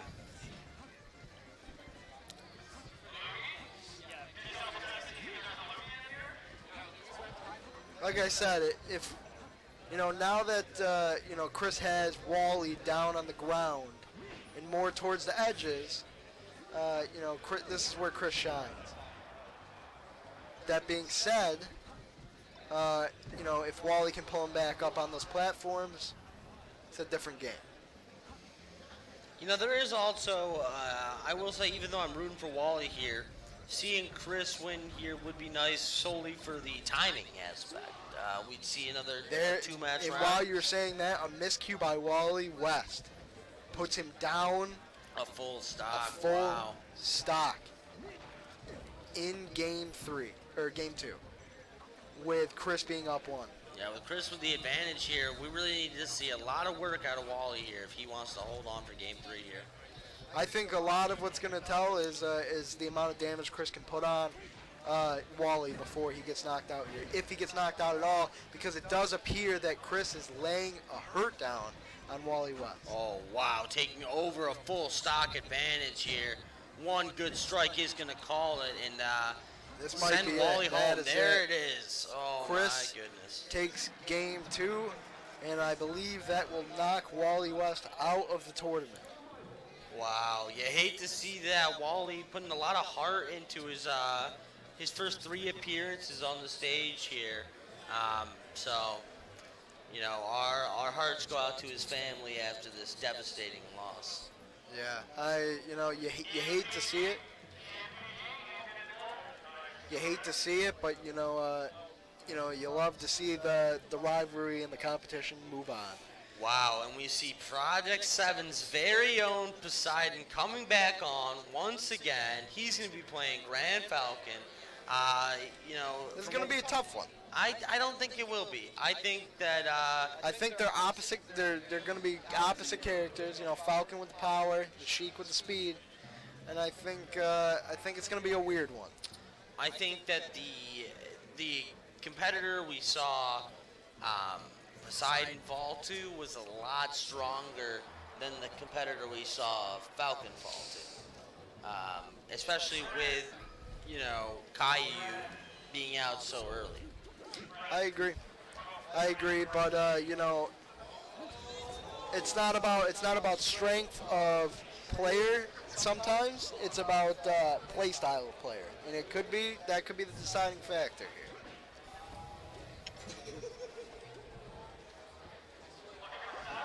I do believe Poseidon is in a little rut here for himself. Potentially a mental block from having to deal with so much here at the event. But we're after a great round 1, we are seeing a little drop in his play. But if anybody can bring it back, it's definitely Poseidon. And Poseidon gets out of there lucky, while Grand Falcon drops the stock there, while Poseidon garnering a lot of damage. Let's see if he can, create some momentum. It doesn't. No, he No, can't. it does not appear so. Only 14% on the board. That might not be good enough to do it. He's going to need to start real strong here early on in the stock, which he's doing a beautiful job of right now. But this is the kind of momentum we're going to need to see from him throughout the remainder of the series here if he wants to see, his chance to get back into that winner's bracket. Poseidon needs to throw a lot of chain movements together, coupled with great edge guarding. And if he can do those two things, he's going to be successful. Well, I mean, he already is a full stock up right now, continuing to lay the hurt down. It does look like he gets another beautiful edge guard off. Do you think the gaming jersey has anything to do with the great play from Poseidon? Oh, for sure. The breathability of that jersey alone, the high quality material. It wicks moisture away from the body. As well as allows, increased airflow to keep him cool, keep him thinking with his brain and not melting to death. So. I agree. Project 7 is great. All right, so we're moving on here. We see that Grand Falcon is not looking good in this first matchup. Down 3 stocks and 158% damage. If he could get another stock out here, I think it would just save his pride a bit. Oh, for sure, but... Oh, and he does. He catches him kick. with a massive attack. But if Poseidon was was going to give this up, and he doesn't, he does a 2 stock, 15% damage to nothing.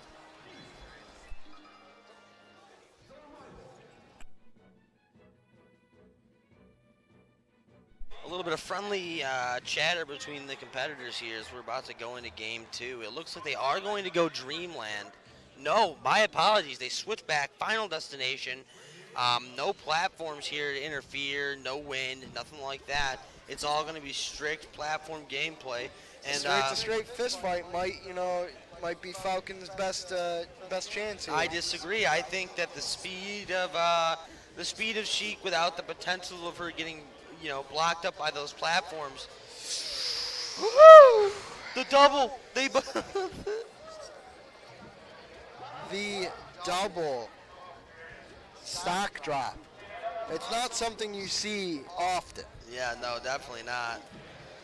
But we'll see if Poseidon can take advantage of this situation after. It seems that you were right. It looks like with nothing besides that bottom level for them to fight on, there's a lot of potential for Falcon here to deal some strong damage.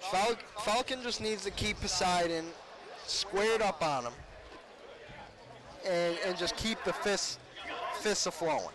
Now, you see, Poseidon's real, trouble here is that if he doesn't put on momentum during his invulnerability state off the fresh spawn, it puts him in a hard spot because it seems like Falco has move priority for most of his moves, which is leading to him winning more of these fights.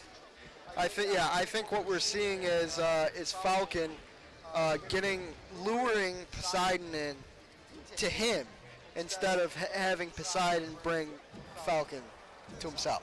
Now it makes you wonder, do you think that the momentum shift in this round 2 is more to do with Poseidon not playing up to par because he's overconfident, or do you think that we're seeing kind of a wake up from Grand Falcon here where he's, kind of bringing his A game? I think it's partly in Poseidon's head. He's getting in his own way. He's not playing the style that he wants to play. Oh my God, a 2 stock to tie it up, 1 stock apiece, 39% damage, but Poseidon is bringing it back almost even and past it, and he's keeping it moving, keeping him in the air, and this could be it. If Poseidon can put it away here, this will be a miraculous comeback, and it does appear that he will. Poseidon takes it in the end with an amazing 2 stocks up to bring it back even to take the match. Poseidon takes it and he moves on. And I think from there, it's a perfect time for us to lead into a commercial break. Okay, we'll be running a few commercials for you. We will be right back with you. Some say knowledge is power, and with power comes expectation. Expect a nice house. Expect fancy cars. Expect luxury. But here at Project 7, we don't expect anything of you except for your Twitch Prime, which costs you nothing. Twitch Prime, it's time to come home. In a society driven by technology, it's easy to get caught up in the crowd.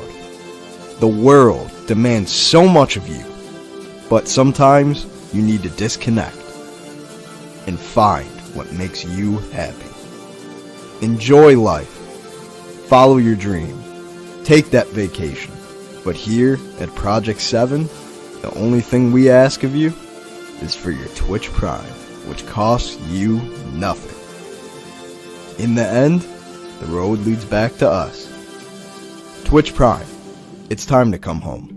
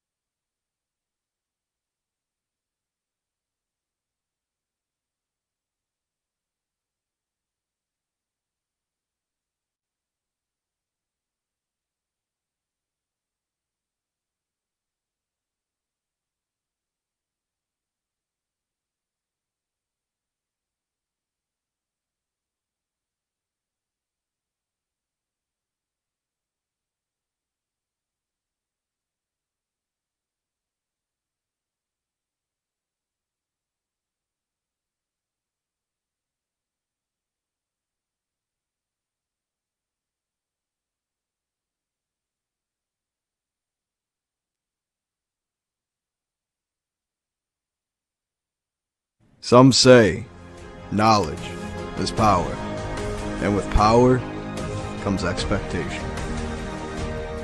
Expect a nice house. Expect fancy cars. Expect luxury. But here at Project 7, we don't expect anything of you except for your Twitch Prime, which costs you nothing. Twitch Prime, it's time to come home. In a society driven by technology, it's easy to get caught up in the crowd. The world demands so much of you, but sometimes you need to disconnect and find what makes you happy. Enjoy life. Follow your dream. Take that vacation. But here at Project 7, the only thing we ask of you is for your Twitch Prime, which costs you nothing. In the end, the road leads back to us. Twitch Prime, it's time to come home.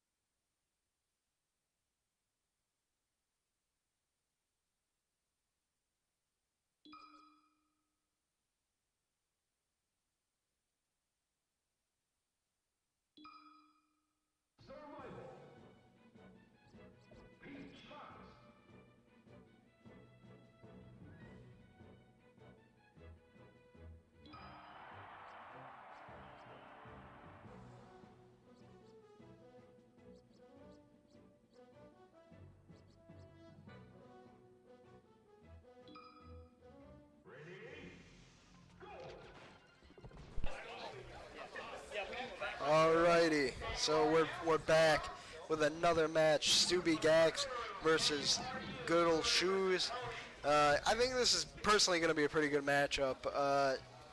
Unfortunately, Z-Bird has had to leave the studio and take to the road. So our producer, Steve, Project 7 Gaming founder, owner, CEO, is going to step in and do a little commentation with me. But right off the bat, I think we see a strong performance from both individuals in this match.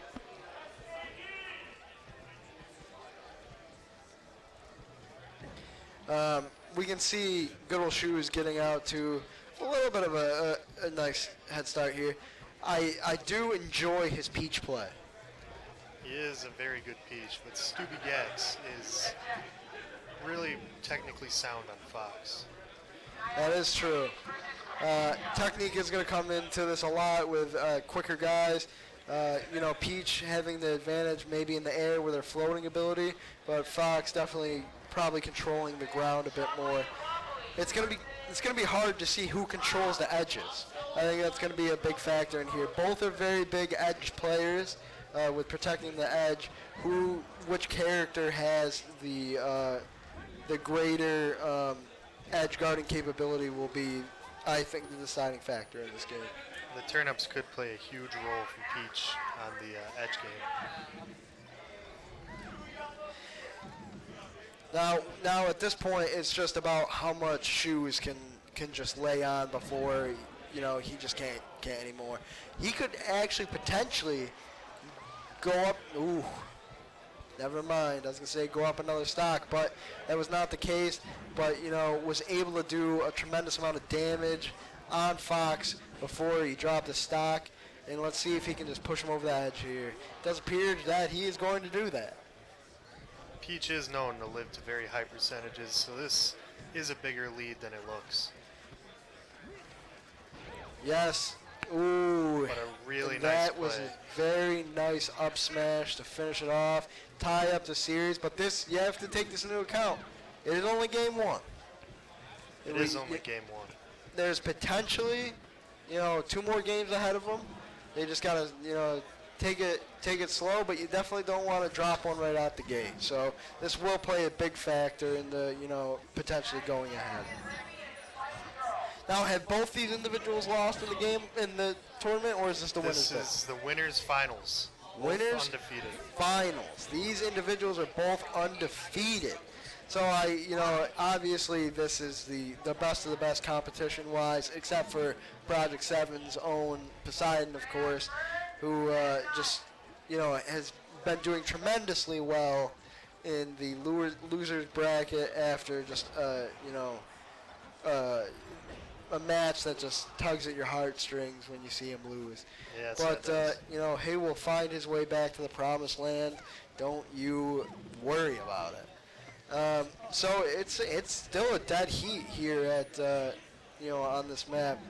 Peach having 51% damage over 48, still probably has the advantage here.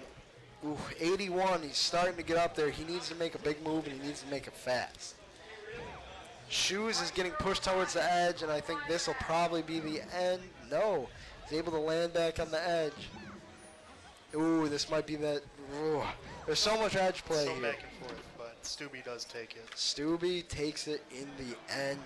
That was a close one. Very close one. But, the speed and ground ability of Fox was the determining factor in that match.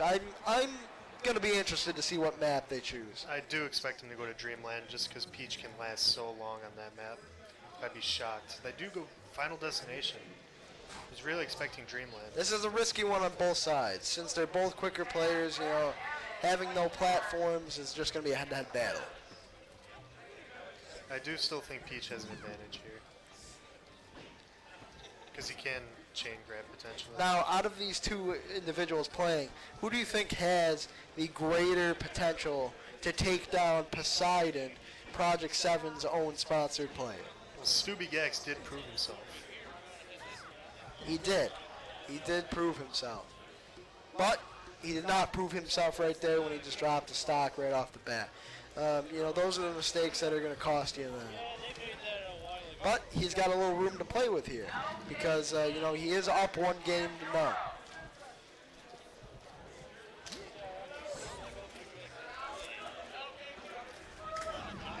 Ooh, that might be not. Yep.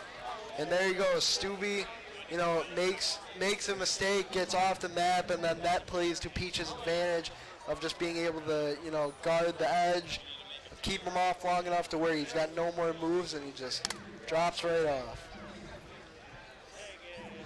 If he can pull off another chain grab, though, he could really take this game away pretty easily. Yeah, Peach could definitely do some Great real edge guard. That's going to be the stock. Ooh, there it is. Could this be the making of a 3 stock? Potentially. It does not seem like Stubby wants that to happen as he's starting to lay on the damage a little bit more. Great shine. Oh, Peach is never out though. If Peach is above you and you are outside the map, that is not a good look for you. That only spells trouble. Which has been the case in this match completely. Shoes comes back in this match and just shows, I may be down, but I'm not out. It's anybody's game. Fox has got to play this conservatively. If he, if he has any chance to win this, he's got to do some damage and keep his distance. That gun will do him, a little benefit if he can get a couple shots off. Anything for some damage. There he goes, and he brings it back to one stock, having a lot of damage. But, it hasn't seemed to stop Stubby in the past. But he is in a terrible spot, and I think this will potentially do it. Oh, this is grip. It really makes your heart beat, and you feel bad for Stubby. Great recovery, but it's not going to be But enough. it's not enough. Good old Shoes will take the second game, bringing them 1-1 and tying it up. It's anybody's game now. I do expect a Yoshi's Island or Yoshi's Story out of this, or a Pokemon Stadium. We'll see see. where they go. He There is it is, Yoshi's thinking Story. there's Yoshi's Island. The smaller ceiling, closer blast zones, it's a big advantage for Fox with how long Peach can live. Yeah, Shoes, Shoes is keeping his distance and playing, playing those, what are they called? Platform. Yeah, playing those platforms to his advantage. You like to see this. You like to see this. A last game, head-to-head, trading blows. It's anybody's game. You just love to see it, especially in the finals of both of the winners bracket. Stubby does take the first stock. Let's see if he can. But I think Make it back. I think it's going to be a back-to-back drop or a set drop here, and it will not. Doobie finally gets dropped, and Shoes only has 5% damage. He takes a little damage there, but he's keeping his distance. He's playing on his platforms. He's looking for his exact spot to strike. That down smash, those 3 down smashes put him at 61%. Just such a strong move. Ooh, but that was the perfect snipe. throw. Perfect throw, and then the perfect edge guard to make Stubby drop another stock. It is not looking good for Stubby Gax at this moment. But he says, hey, a real go-getter, you don't know what you're fucking talking about, because I'm going to up smash and knock this bitch right out of the fucking stadium. That's what I like to see from Stubby Gax. A little grit with our players, even though he just drops The a stock little right there. flub, SD is really unfortunate for him. Good golly, Miss Molly. We are seeing a string of attacks that's putting good Shoes on the backs of his shoes. He needs to get a grip on what he's doing here. I know he's up a stock, but you don't want to get that in your mind. You want to finish out just as strong as you've been playing through this entire experience. Ooh, and this might be the end. Fox is getting a little risky, playing more towards the edges, which is not and he clears another stock. If Stubby can do this, that just shows that you can't count Stubby out. That is true. He's faced the best of the best, and he's come out on top if he can beat good old Shoes here. Ooh, and that'll be game. Good old Shoes takes it in game 3. What a match.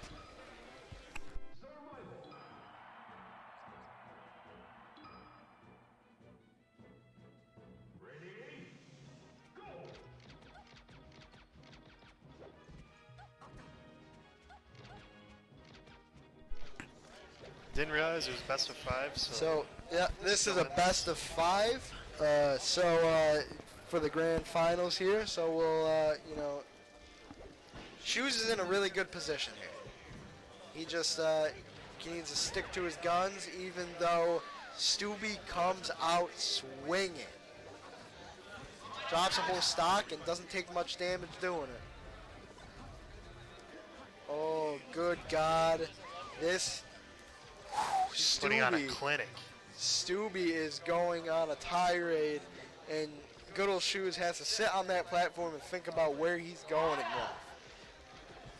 Because this is just appalling play on Shoes' part. You don't like to see this happen to a player that's played as well as he has throughout this tournament.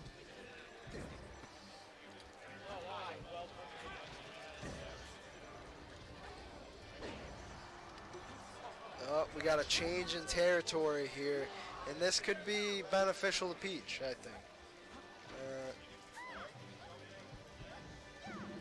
Still down a stock, but definitely not out of it. They're playing the windmill to his, best potential.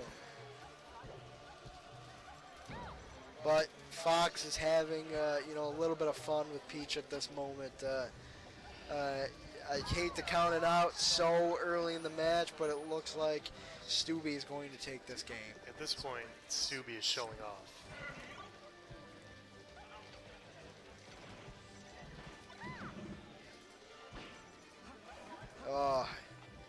But, at the same time, Peach is starting to push him towards the edges where Peach, reigned supreme in the past. But when he gets to the middle of the map, it's Fox all day at this point. And wow, that'll do it. That was a great. Looks like we're going to Game 5. Great match. We are going to a Game 5. Couldn't ask for a better appearance from these two competitors. I'm wondering if they're going to come out swinging or they're just going to test each other a little bit. Looks like they're coming out swinging.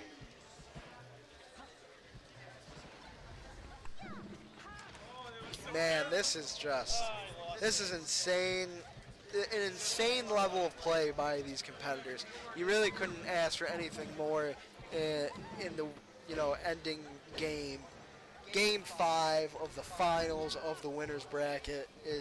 This is what legends are made of. It would be legendary if Poseidon was here right now, but he isn't. So the game that he does come back and shows the world that, hey, Project 7's here, and they're not going anywhere, and I'm not going anywhere either. I think that's coming up in Poseidon's. I think that's a direct quote from Poseidon. It is actually. I'm here, Project 7's here, and we ain't going anywhere.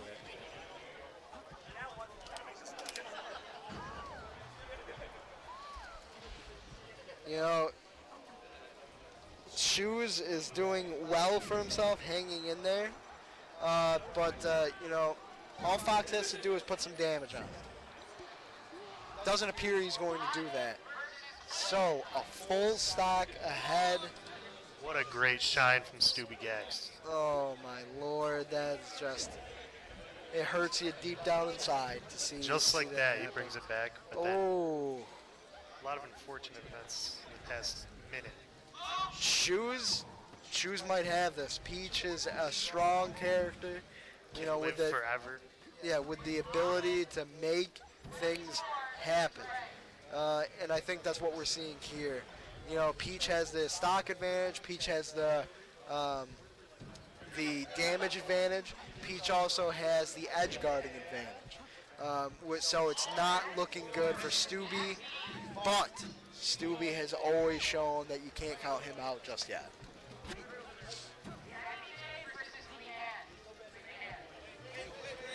Ooh, yep, an upward smash, and we're back at it. It's anybody's game. It's Game 5, championships, finals. Anybody's game. One miscue, by wow, and that is a heartbreaking way to end it. But Shoes, good old Shoes, will take it to claim the full winnership of the winner's bracket, moving on to face whoever wins the loser's bracket. And we are moving on with Poseidon, Project 7's Poseidon, coming up to the screen to show that he may be down, but he's not out.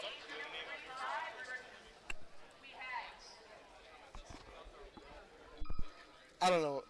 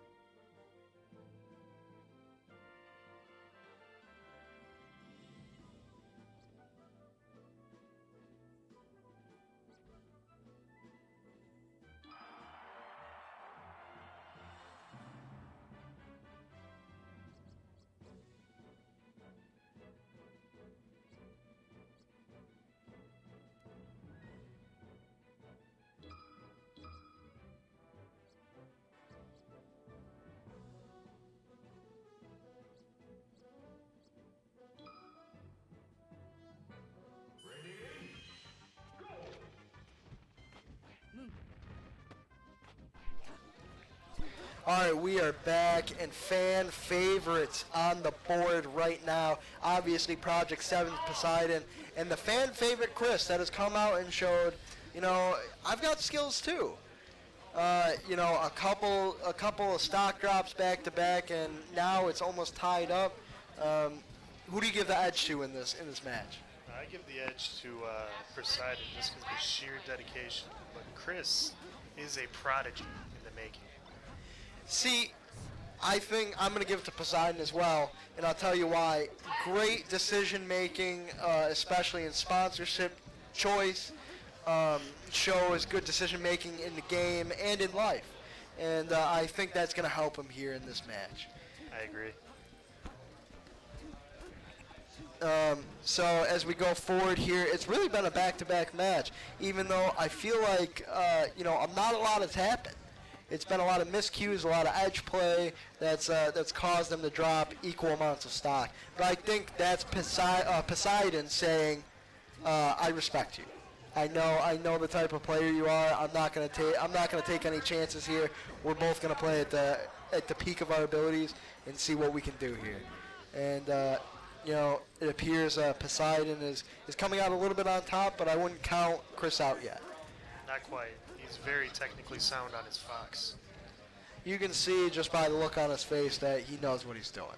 And we're not here to judge that, but Poseidon's definitely the head honcho here, as they like to say. I agree. Looks like he's going to take it there. Yep, and he's going to take game number 1, goes to Poseidon. And you love to see it, but you hate it for Chris because he is just a fan favorite.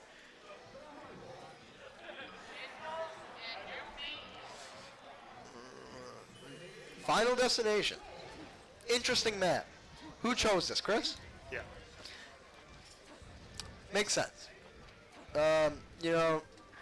Doesn't want Sheik flying around, doing all those little tricks that they like to do.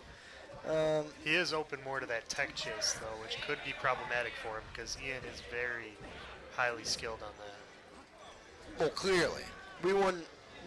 Project 7 wouldn't sponsor anyone that wasn't, completely skilled in what we support them for. That is true. Which with Poseidon is practically anything. There's a very skilled person all around. He can hear us talking about. And hopefully that doesn't get into his mind and cost him here in the second game, because that's not what we're out here to do. We're here to support our people, and give them the best chance and ability to do what they do best, and that's play some video games. We see a lot of movement here, a lot of edge play. You know, Chris just made a miraculous comeback onto that edge when it looked like it was going to be a problem. Is Sheik too far gone?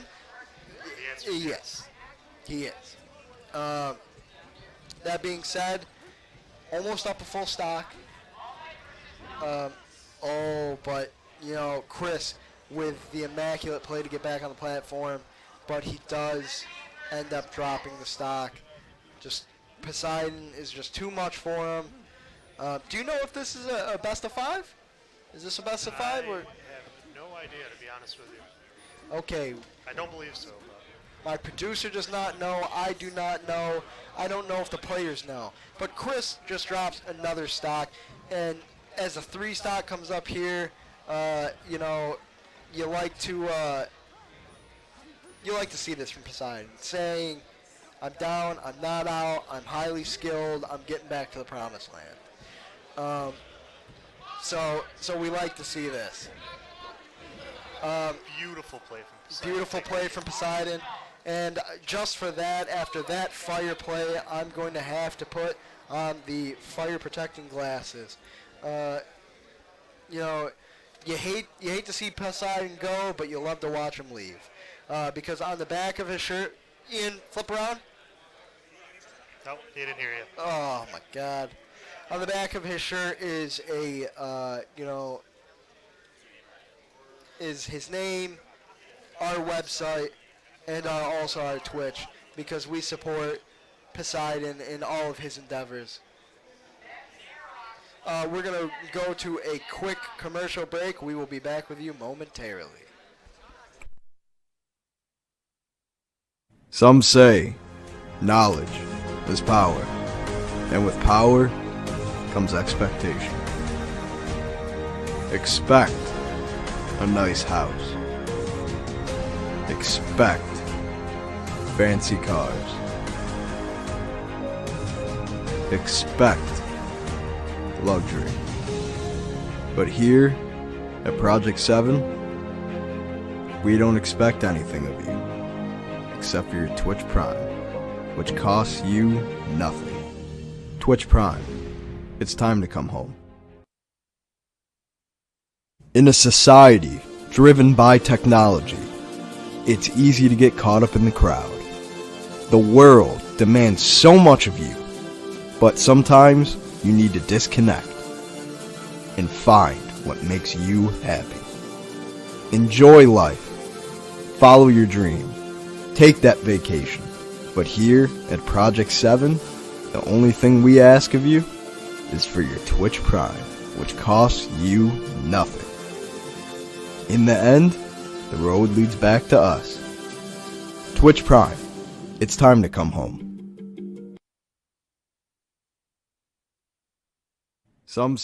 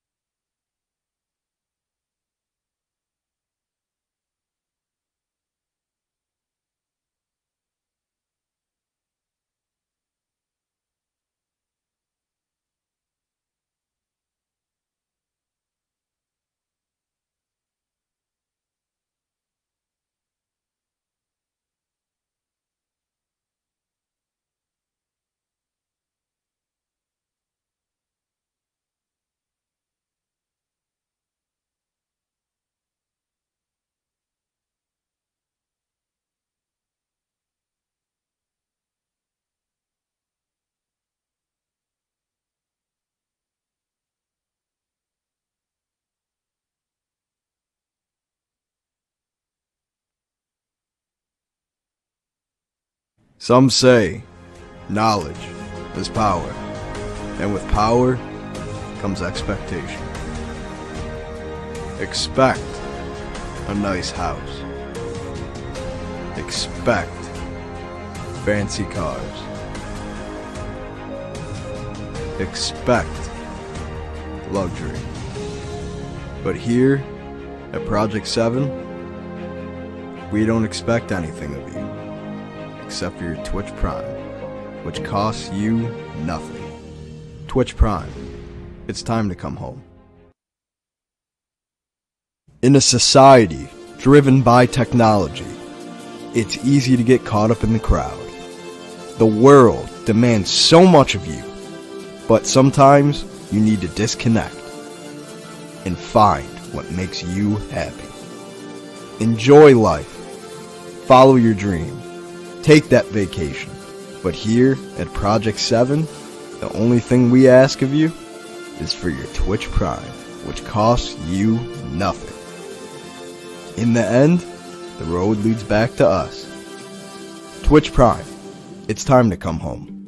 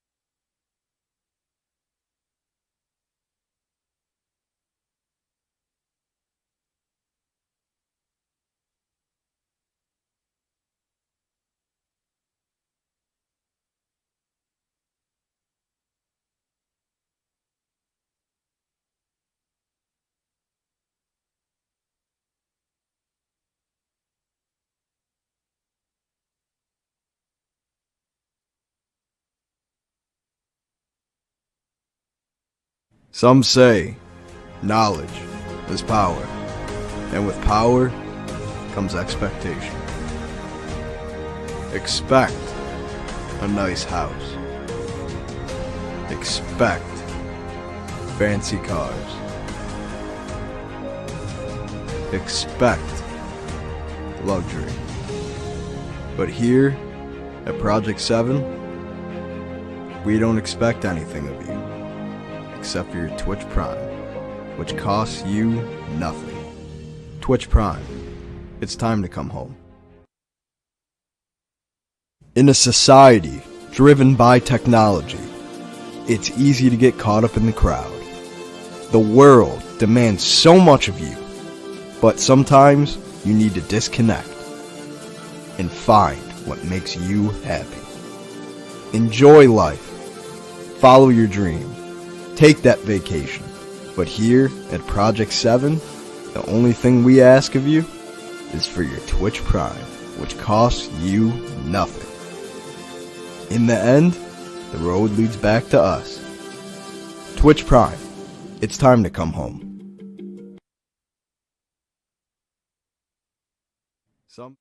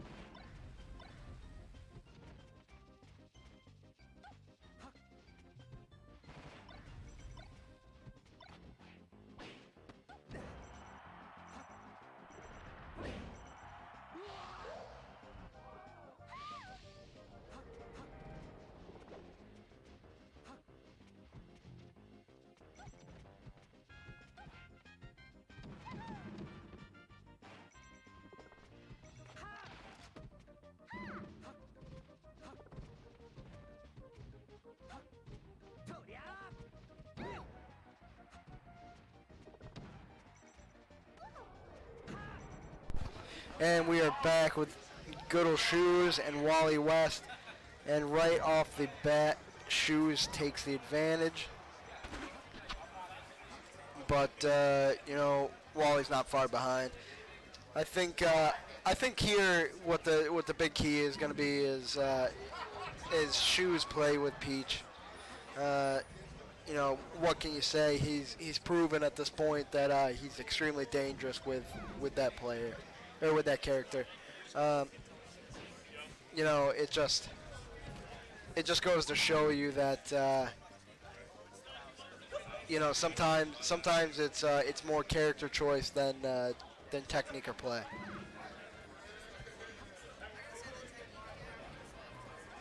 Hey, can you show the bracket? I'm going to throw the bracket up there for you. That is the bracket. So, Poseidon has moved on. And so has Stubby Gax. Correct? Huh? Yeah,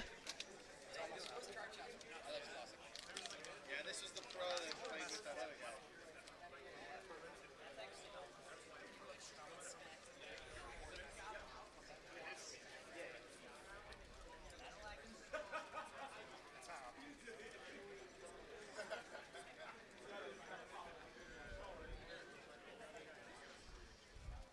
So that is the bracket that we are currently looking at.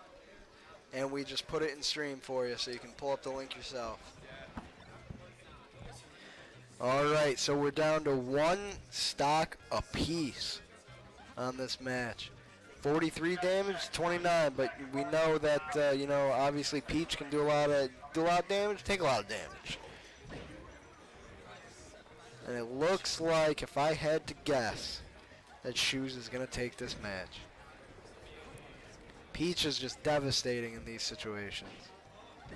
When she gets any little advantage, it's too much. Yep, and there we go.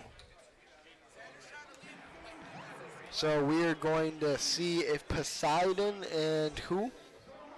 Who's Poseidon playing against? Against Stubby Gax. And that's the finals? That's the loser finals.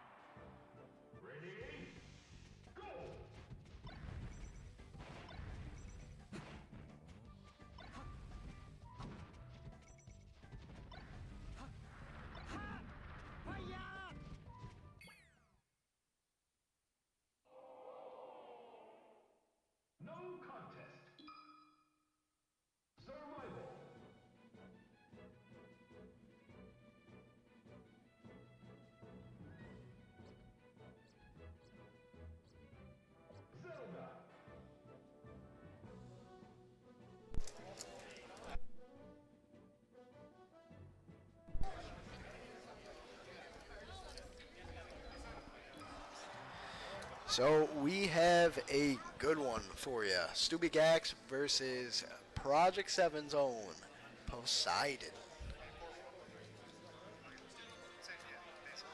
Is this a match out of 5? This is going to be a best of 5 match.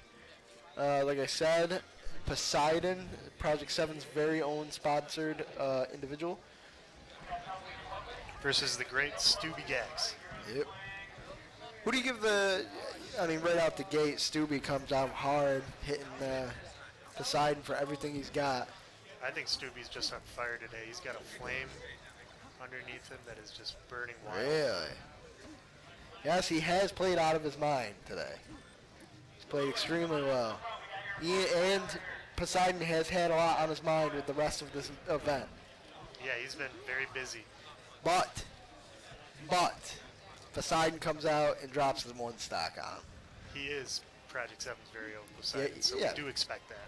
Yes. Ooh. That was a nice work. Oh my God, the double stock drop. And then, I like to see when when Poseidon has higher damage percentage like this, that he's playing towards the center of the map because he knows he doesn't want to get close to that edge until he doesn't need to, until he has to. But right there, resets and still got 1 stock and a lot of damage done. Ooh, but he's playing a risky game with those edge grabs. You gotta give it to Stubigax when it comes to play in this tournament. He's been top tier the entire time. He has been playing very well. And he's dealt a lot of damage to Poseidon, but is not enough. Could he potentially drop the 3 stock on him here? If Poseidon can come back, there's potential for it. Poseidon is known for his expert cheek play. When he can start chaining things together, there's really no stopping. Oh, it's bad not move looking to good. get off the stage versus Poseidon. And there we go. The 3 stock win. First game down goes Project 7's Poseidon. As you can see there, he's sporting the Project 7 sponsorship gamer jersey. Looking great as always. So we are going to go to the next match here. Do you think Stubby comes out and tries something a little different after that last showing? I think he might try and channel that flame and go all out, but it looks like Poseidon has his number in this match. Yes, he does. He knows how to play those corners, and he's doing it well. In reality, it would be a crappy thing to do, but at this point, Poseidon could just sit back and relax and let the time run out. That would be very risky. Because in a society driven by technology, it is hard to get lost, or it is easy to get lost in the crowd. This is true. As our commercials forebode.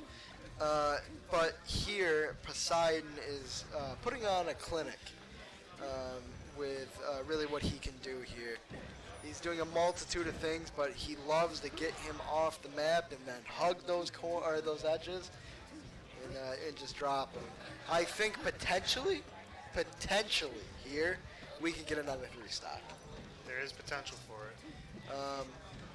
I think it's starting to get in Stubigak's mind a little bit after last game and then this game being down another stock. And it doesn't seem like he's changing up his play style very much to suit for it. That could be an issue. In reality, Stubby should probably be playing middle of the map to keep Sheik away from the edges, because the once edges. Sheik gets him off, it's over. Yeah, he's literally killing them on the edges.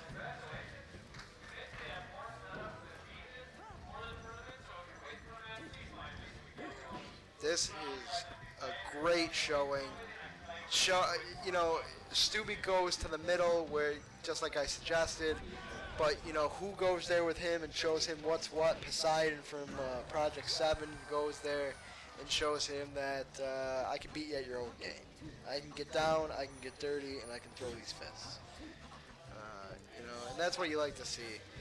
Poseidon stepping up to the challenge and ending it quickly and taking game 2. This is a best of 5 for the losers final, so Scooby's not out of it yet. If he can channel that flame, he could make a comeback. I mean, it's anyone's game, I agree, if that's what you're trying to say. I am trying to say that. But, Poseidon being up 2-0, he just needs one more game to finish this out. He was the 1 seed in this tournament. And he will be at the end of this tournament. We can only hope. So we're getting into it quick here, and it looks like it's a lot of the same. Poseidon is playing those edges like the champ he is. Good at everything he touches. We call, there's a football player that they Fitzmagic, the bearded, the Amish rifle. The now Miami Dolphin. Yeah, Poseidon is kind of like our Amish rifle. The beard's great, the play's great, just great all around.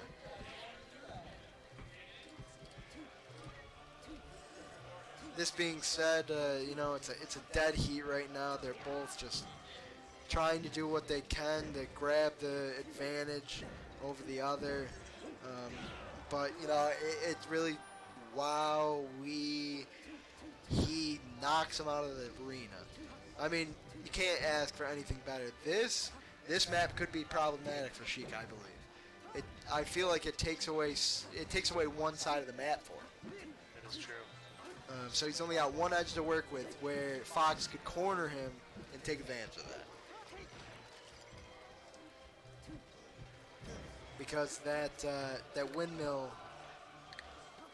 does a lot to take up a lot of room. But Poseidon catching him off guard. Takes him out. but Poseidon just knows how to play those edges with Sheik better than anybody. I haven't seen edge play like this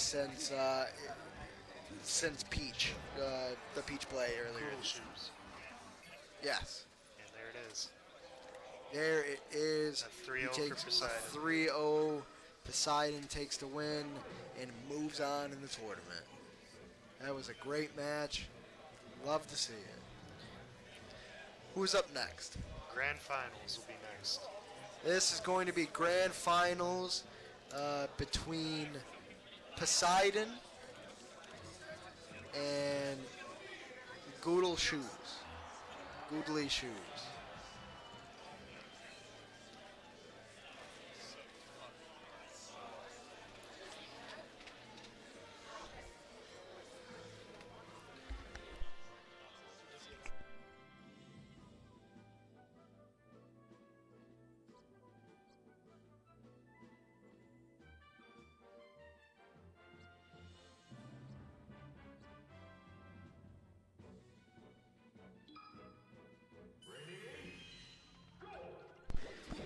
All right, so we're going in here. This is a interesting matchup with Poseidon playing Sheik and Goodly Shoes playing Peach. These are definitely two of the better, competitors that we've seen. Their play styles do mimic each other quite a bit. Play with their edge style and their great movement ability. It's going to be interesting to see who can pull it out here. So Sheik goes down one stock, but runs right back at him and is willing to put the body on the line to try and get the stock drop back, and he does. So it's 3-3, and Sheik just needs to take advantage and get in there quick, do his dirty work, and get out, and then just play those edges. But Peach can hang in the air better than any character in the game, so we'll see what happens here.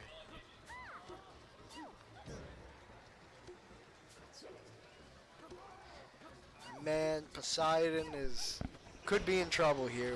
The Peach play is very, very good.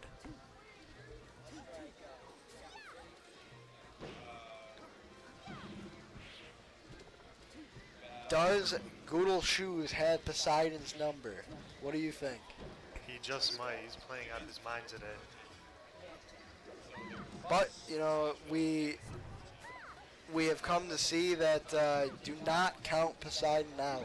Never. It is anyone's game. Ooh, Great and play. there he goes. Great patient play. And he drops the stock. And if he can do some damage here quickly, he can get back into this. You like to see this sort of play from these type of competitors. But we'd love to see Poseidon come home with a championship here for us here at Project 7 and for his own sake. I believe it'll be a whopping $25 prize for him, and he could definitely use the money. A sponsorship here at Project 7 pays the bills, but it doesn't fill the pockets. This is true. This is a very interesting one.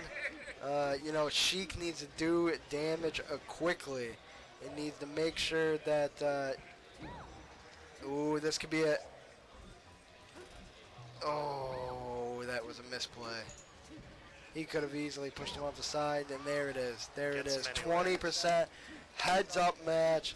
Game 1, grand finals. Who's going to take it? Your guess is as good as mine, but my guess is also Poseidon.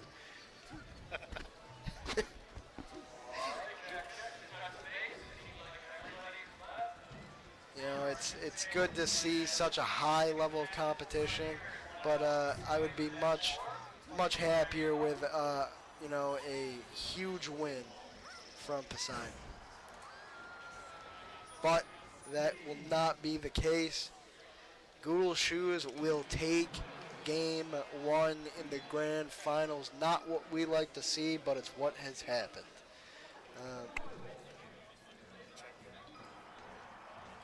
We will see what happens in this next match. Here we go.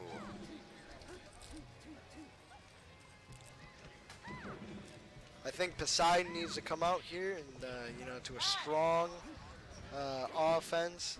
The best offense or the best defense is a good offense. So if you can immobilize Peach, with such quick movements and not allow her to get into distance or play the edges like she normally does, then that'd probably be the best for you.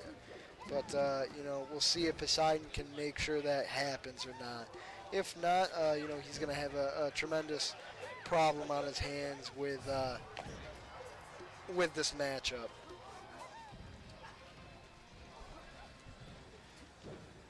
Poseidon just needs to, use the map to his advantage. Use those platforms to, form a barrier to, give him the edge. But Peach can hang in the air for so long it makes edge guarding a little difficult for him to do, which is a big strength of Sheik.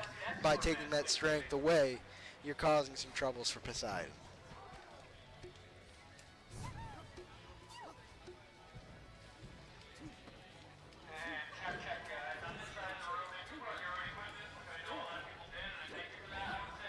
Oh, what a move, what a move, what a move. Up two stocks on Goodle Shoes. Poseidon is doing work in this map, and I think it has a lot to do with the platform play by Poseidon. Obviously a smart choice in map, knowing how to play to his abilities with this character. If Poseidon's going to pull this out, which it does appear to be so at this point in time, he's going to have to play it smart. He's going to have to play the strengths of the map and make sure that Peach doesn't get the advantage on the edges.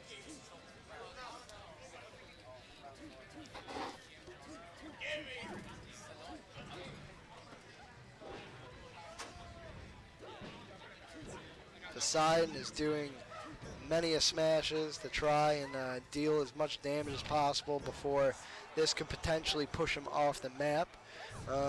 That being said, he is going, he's going to try and inflict as much damage before he gets pushed off, just like he does there. But he's in good standings with 2 stocks up on 1 with 0 damage compared to 80. So, he's just got to play smart. Don't try and get ahead of himself. Make sure he doesn't do any errors like he has in the past of this current tournament.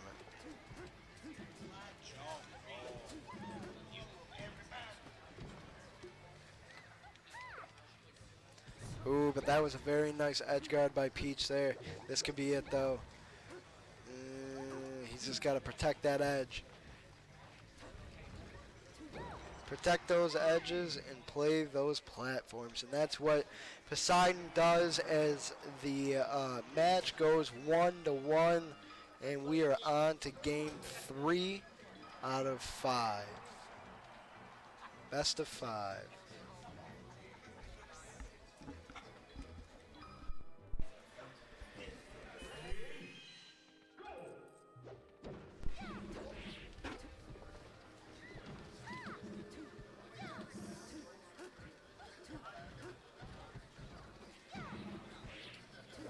This is what Peach wants us to. This is what Peach wants to do. Get to an early start, get him forced into the edge, and then make Sheik play from behind. It's a strong Poseidon. He won one. But Poseidon stays strong with the technical skill and just hangs in the game. This is what we like to see, and hopefully we'll see the rest of this match, and so we get a nice buffer here going into game 3. And that was a huge disappointment right there by good old Shoes to miss the edge completely and just float away. But we have a full stock up, and we're moving on.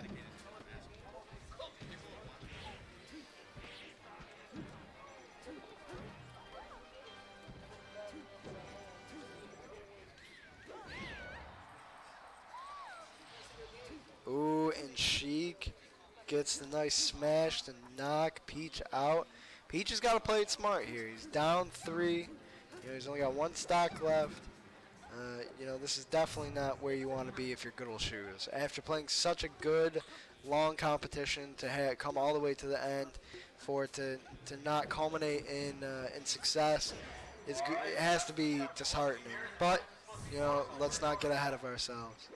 Oracle, we got a hand for Oracle, or is that going to be a late? No Oracle? All right.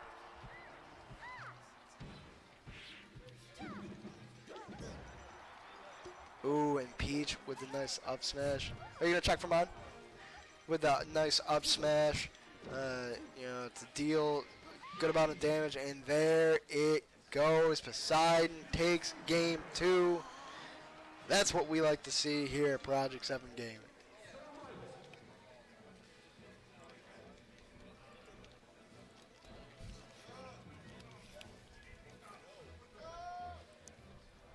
Check. And again, guys, don't worry if you're playing. I'm just going to shout it out.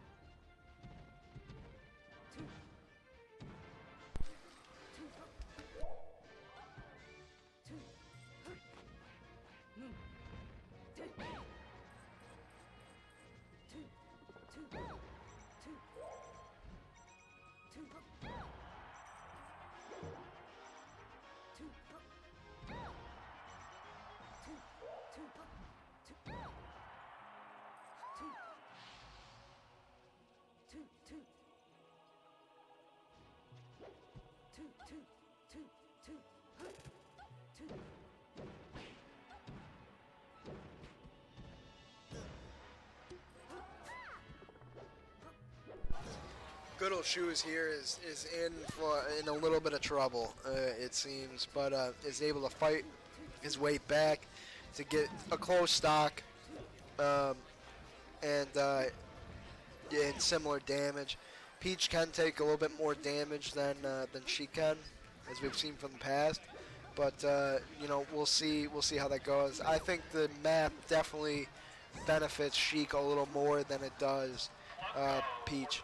There's nowhere for Peach to go,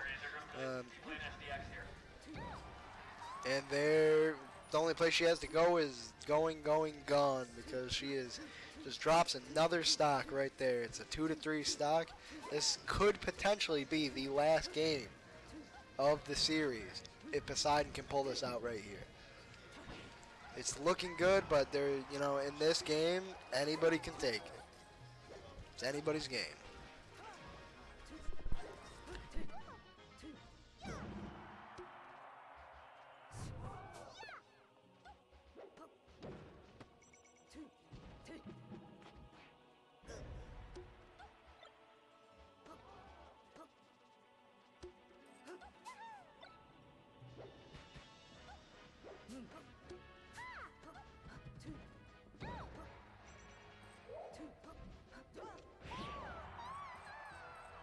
What a perfectly timed move. That's 3-1 stock for Poseidon. Looking to take home the win, but also has 141% damage. At any time he could be sent out, but he is stringing together a string of moves that is very... Oh, and he drops a stock out of nowhere. This could be it. He needs to finish it here, and he may. Oh, and he misses it. If he can get one good hit on Good Old Shoes here, that'll be it, and that is it. Poseidon takes it.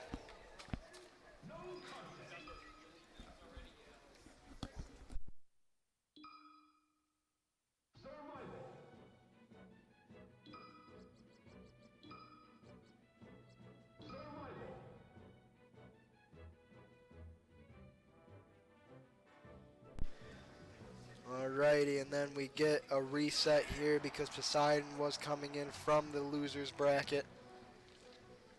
Always the underdog, but always comes out on top. How does that work? I don't know.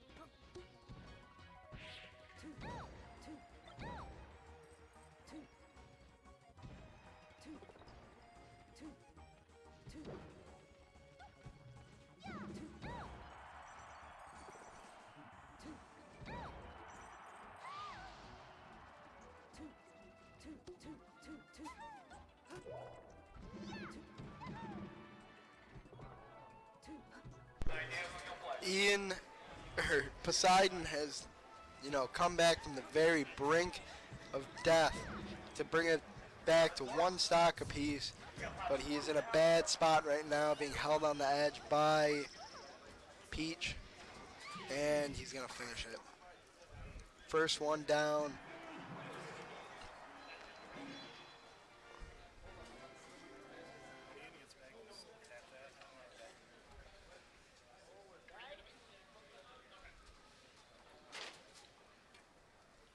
Papa Sport, still in the building? Papa Sport?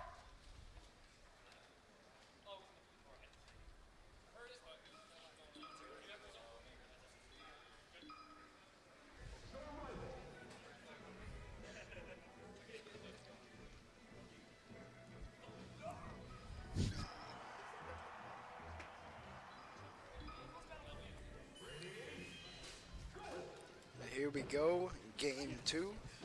Poseidon and good old shoes. I think Poseidon's going to come out here extremely strong and finish with, pretty quickly. Keep bringing results, or if you're chasing a match, come in.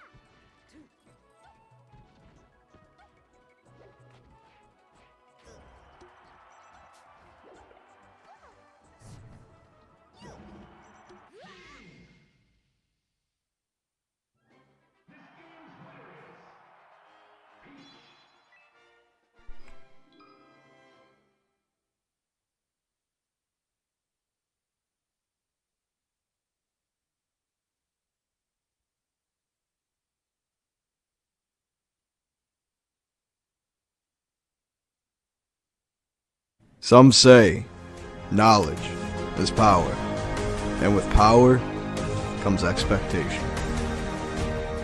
Expect a nice house. Expect fancy cars. Expect luxury. But here at Project 7, we don't expect anything of you except for your Twitch Prime, which costs you nothing. Twitch Prime, it's time to come home.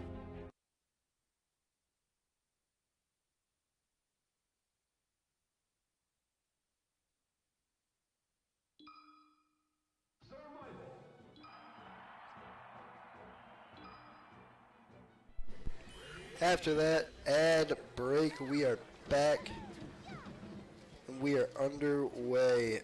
Poseidon is down 2-0 after coming back and from the losers bracket to the finals, winning the first set of 5 to erase his losing deficit, and now is struggling in the legitimate finals games to 5 matchup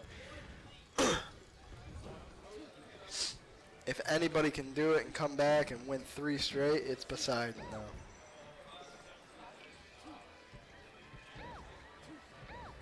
And it's looking good. What a series of moves by Poseidon. Not just literally laying as much damage and destruction on good old Shoes as possible. Oh my god. Oh, I thought he was gonna drop. He's got 1 stock, not a lot of damage.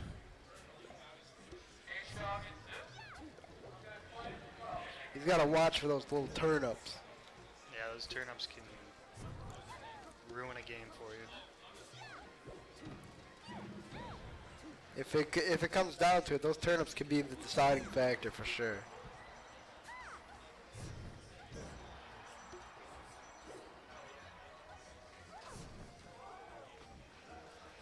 Oh, Great recovery. He tries the edge block, but does not succeed and Up takes 2 stocks. 2 stock, but with a ton of damage.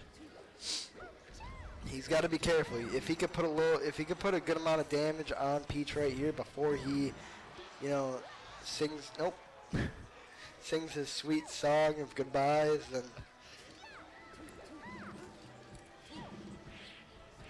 Poseidon just needs to stay calm, stay in the zone just like he is, and just play his game. Don't allow him to get him outside his box.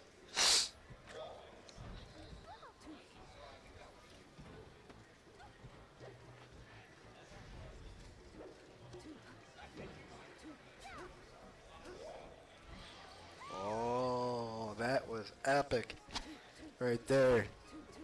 Usually you don't see that from Peach, not being able to grab an edge, a wide open edge.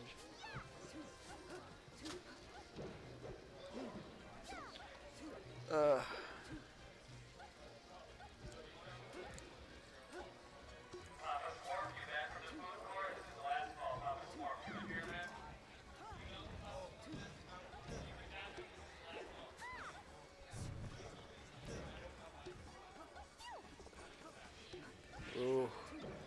If he could finish him out here, that'd be a terribly strong way to go into the next match. But Peach is also playing extremely well right now. Ooh.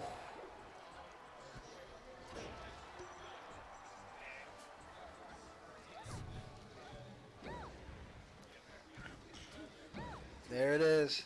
I bet you there it is. Oh no. Poseidon. Finish it!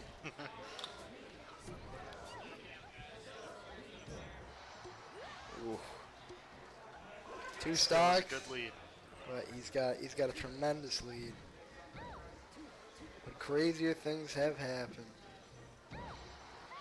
But not this time. Poseidon goes up 1-2. And the jacket comes off from good old Shoes, takes off his jacket. Does he have shoes on under there? He must. He must. Good old Shoe, we assure you, good old Shoes has shoes on currently, even though he is stripping off articles of clothing as we speak.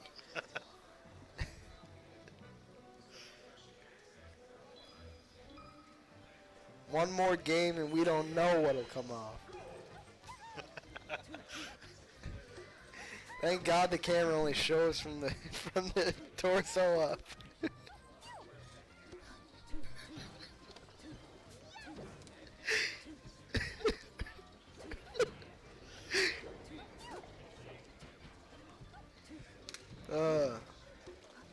This map's good for Peach though. Yeah, it is. High ceiling. High Live ceiling, forever. got the wind, a little umbrella.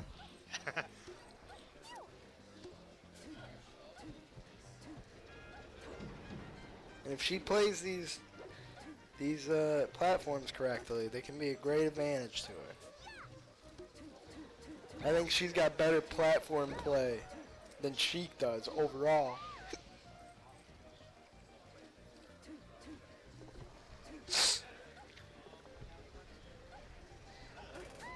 There's the wind. It's going to be a factor, I know it. Oh, the downward smash. Smash! That turnip playing a big role there. Yeah. Now they're about even. There's the wind almost playing a role there. Almost blew him right off the map.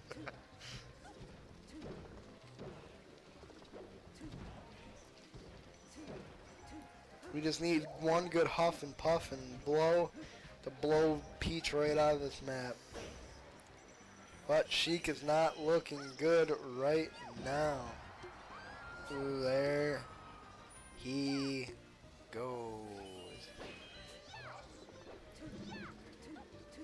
Now, do you think the fact that Poseidon goes right down when he gets there off the platform, once he respawns the respawn platform, you think that plays a part in it at all? Because he immediately got damaged for 13. Well, when he changed back to Sheik, he lost his invulnerability frames. But he had to go back to Sheik to have a better chance.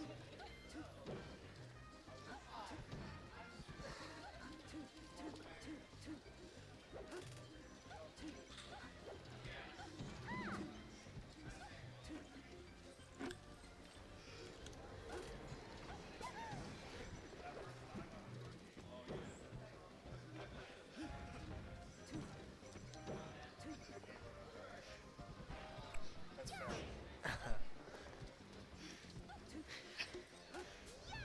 That's funny. Who that is? Yeah.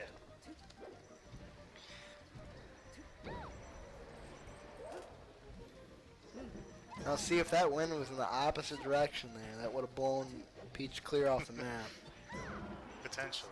There is potential for that. For sure. Ooh, that's rough. This could be it. This could be it for Poseidon.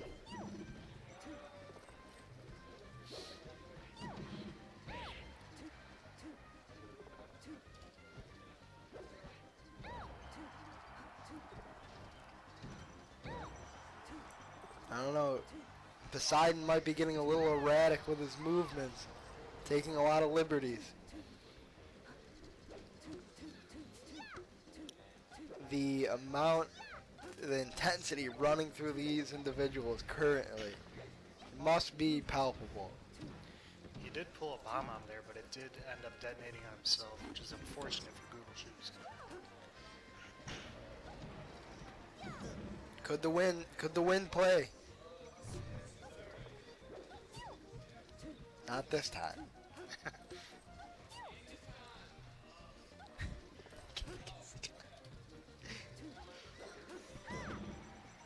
Uh-oh. This is not looking good for Sheik in this moment, and oh Still living. my God! That's Dreamland. Oh Sheik! Oh Sheik! Oh good God! What is going on? Is this it? Oh. This could be it. It's not looking good for Peach. There it is. And Poseidon pulls out the Going to game upset, 5. and we are going to a game 5. This is for it all. The championship, the last game, made it all the way to game 5. Poseidon won the first game 5 to nullify the loss earlier. Coming out of the losing bracket, coming all the way back, show him he is down but not out. Poseidon could take it. Could take it right here. It's anybody's game. Anyone's game. It's anybody's game.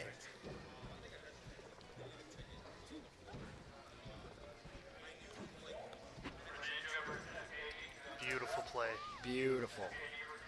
Technically so sound. Oh yeah. Lots of practice. I can only imagine those hands are cramping right now and he's fighting through it. Look at that face. The intensity, the pain, the anguish, the suffering, the amount of the hours that have gone into honing his craft. And it all pays off here. Game 5 of the championships for the game. They're for the win.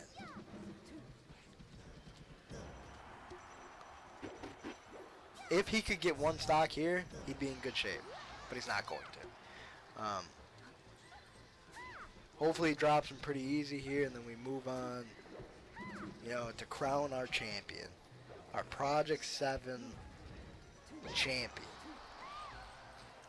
He's playing well so far. Well, when does he not play well? That's a good question, because never sounds about right. Oh, a very, very hands-on move there with the grapple throw over. But one simple slip of the finger, and this all could be over with.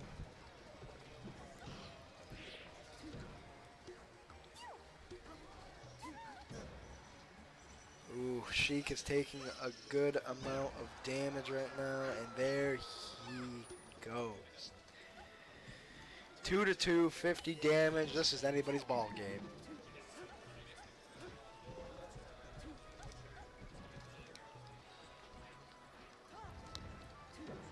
Ooh. Oh, he loves that downward smash. The smash and grab. I'm going to call that from now on. The smash and grab. Smash and grab. It's just like breaking into a jewelry store. Smash and grab. Yeah. One stock left. He's up almost a full stock. This Still could be it. anyone's game. Still anyone's game. Peach could grab and throw him right off the map right now. The fact that he's Peach right now does give him a lot of time to live. This makes him dangerous at every point of the game. Never count a Peach Ooh, out. a nice hit there. Oh, could this be it? This could be it. Can Ian get the This edge could guard? be it. If he protects that edge. He is. There Oh it is. my God. Poseidon takes it. The Victory Gaming Championship with Poseidon reigning Get that winner supreme. right there. Good sportsmanship between the champion and the the loser. Hats off to Good Ol' Shoes for hanging in there, winning all the way through the winners bracket, but it's not enough to defeat Project 7's very own Poseidon.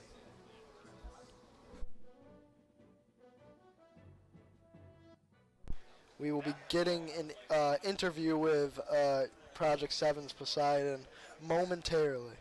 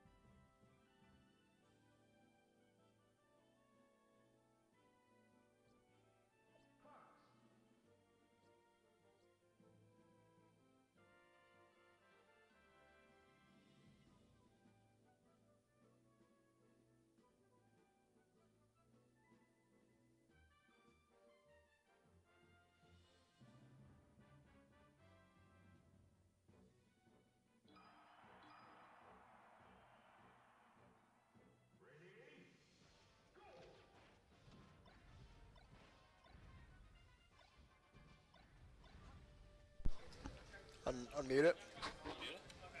Oh, I think I can hear you. Yeah, there you go. Hello? All right, we are here with Project 7's very own Poseidon, who takes home the Melee Championship. When you lost in the original, your second set of matches, what was going through your mind? Well, honestly, I didn't eat. This is kind of hard to talk in. Is it? It's kind of hard to talk in when I'm hearing my own echo. Yes. Okay. Yeah. It's just hard to talk. Okay. So. Hello. You good? You can hear? Okay. So after my the first set that I lost, I honestly not to make excuses, but I haven't eaten all day. So immediately after, I was like, all right, I need to get something in me. So I went and ate, and then I just tried to stay positive. Out of all the people in Syracuse, Stubby is the one that I don't lose to too often, but he beats me more than pretty much anyone else in Syracuse. So I wasn't too upset. But yeah, I was just trying to stay positive and ended up working it out. So when you took that first set of matches in the finals, how'd that make you feel? It felt pretty good. After the first game, I realized I got to stop running into his down smash, because he was just spamming a lot of down smash on platforms. So I realized if I just stay clear of that I would be good. And then after I won the first set, I was actually feeling really confident. I was very surprised, honestly, when he took the first 2 games in the second set. But I just tried to stay composed, stopped being so aggressive, and I was able to clutch it out. If were you worried when he took the first 2 of the second set? Yes, I was very worried because of the counter picks. But then I kind of realized that Dreamland worked out a little bit in my favor because he likes close corners. So I was able to use the space a lot to run around and throw a lot of needles. And I was able to clutch out that game 4. And then after I got that, I was pretty sure I was going to win after I got that clutch game 4 in the second set. Yeah, no, I completely agree. Now, is this something that you came in expecting? Is there anyone that you played that you don't normally play, or was everybody kind of? I played everyone here at least once before. Every person I played against, if I recall correctly. Yes, I played everyone at least once before. Okay. Is there anyone out of the entire tournament that you'd say that you maybe match up technique-wise or character-wise against more poorly than others? Oh yeah, Fox. Fox is a bad match for Sheik. So, because you really have to be on top of your punishes, and it's very easy for Fox to punish and to get openings. So you have to be very on top of your game. You gotta break that. Okay. Yep. All right. Well, that is it. Congratulations to Poseidon. We appreciate everything that you do, and keep doing you. Keep winning. Yeah, absolutely. Thanks, man.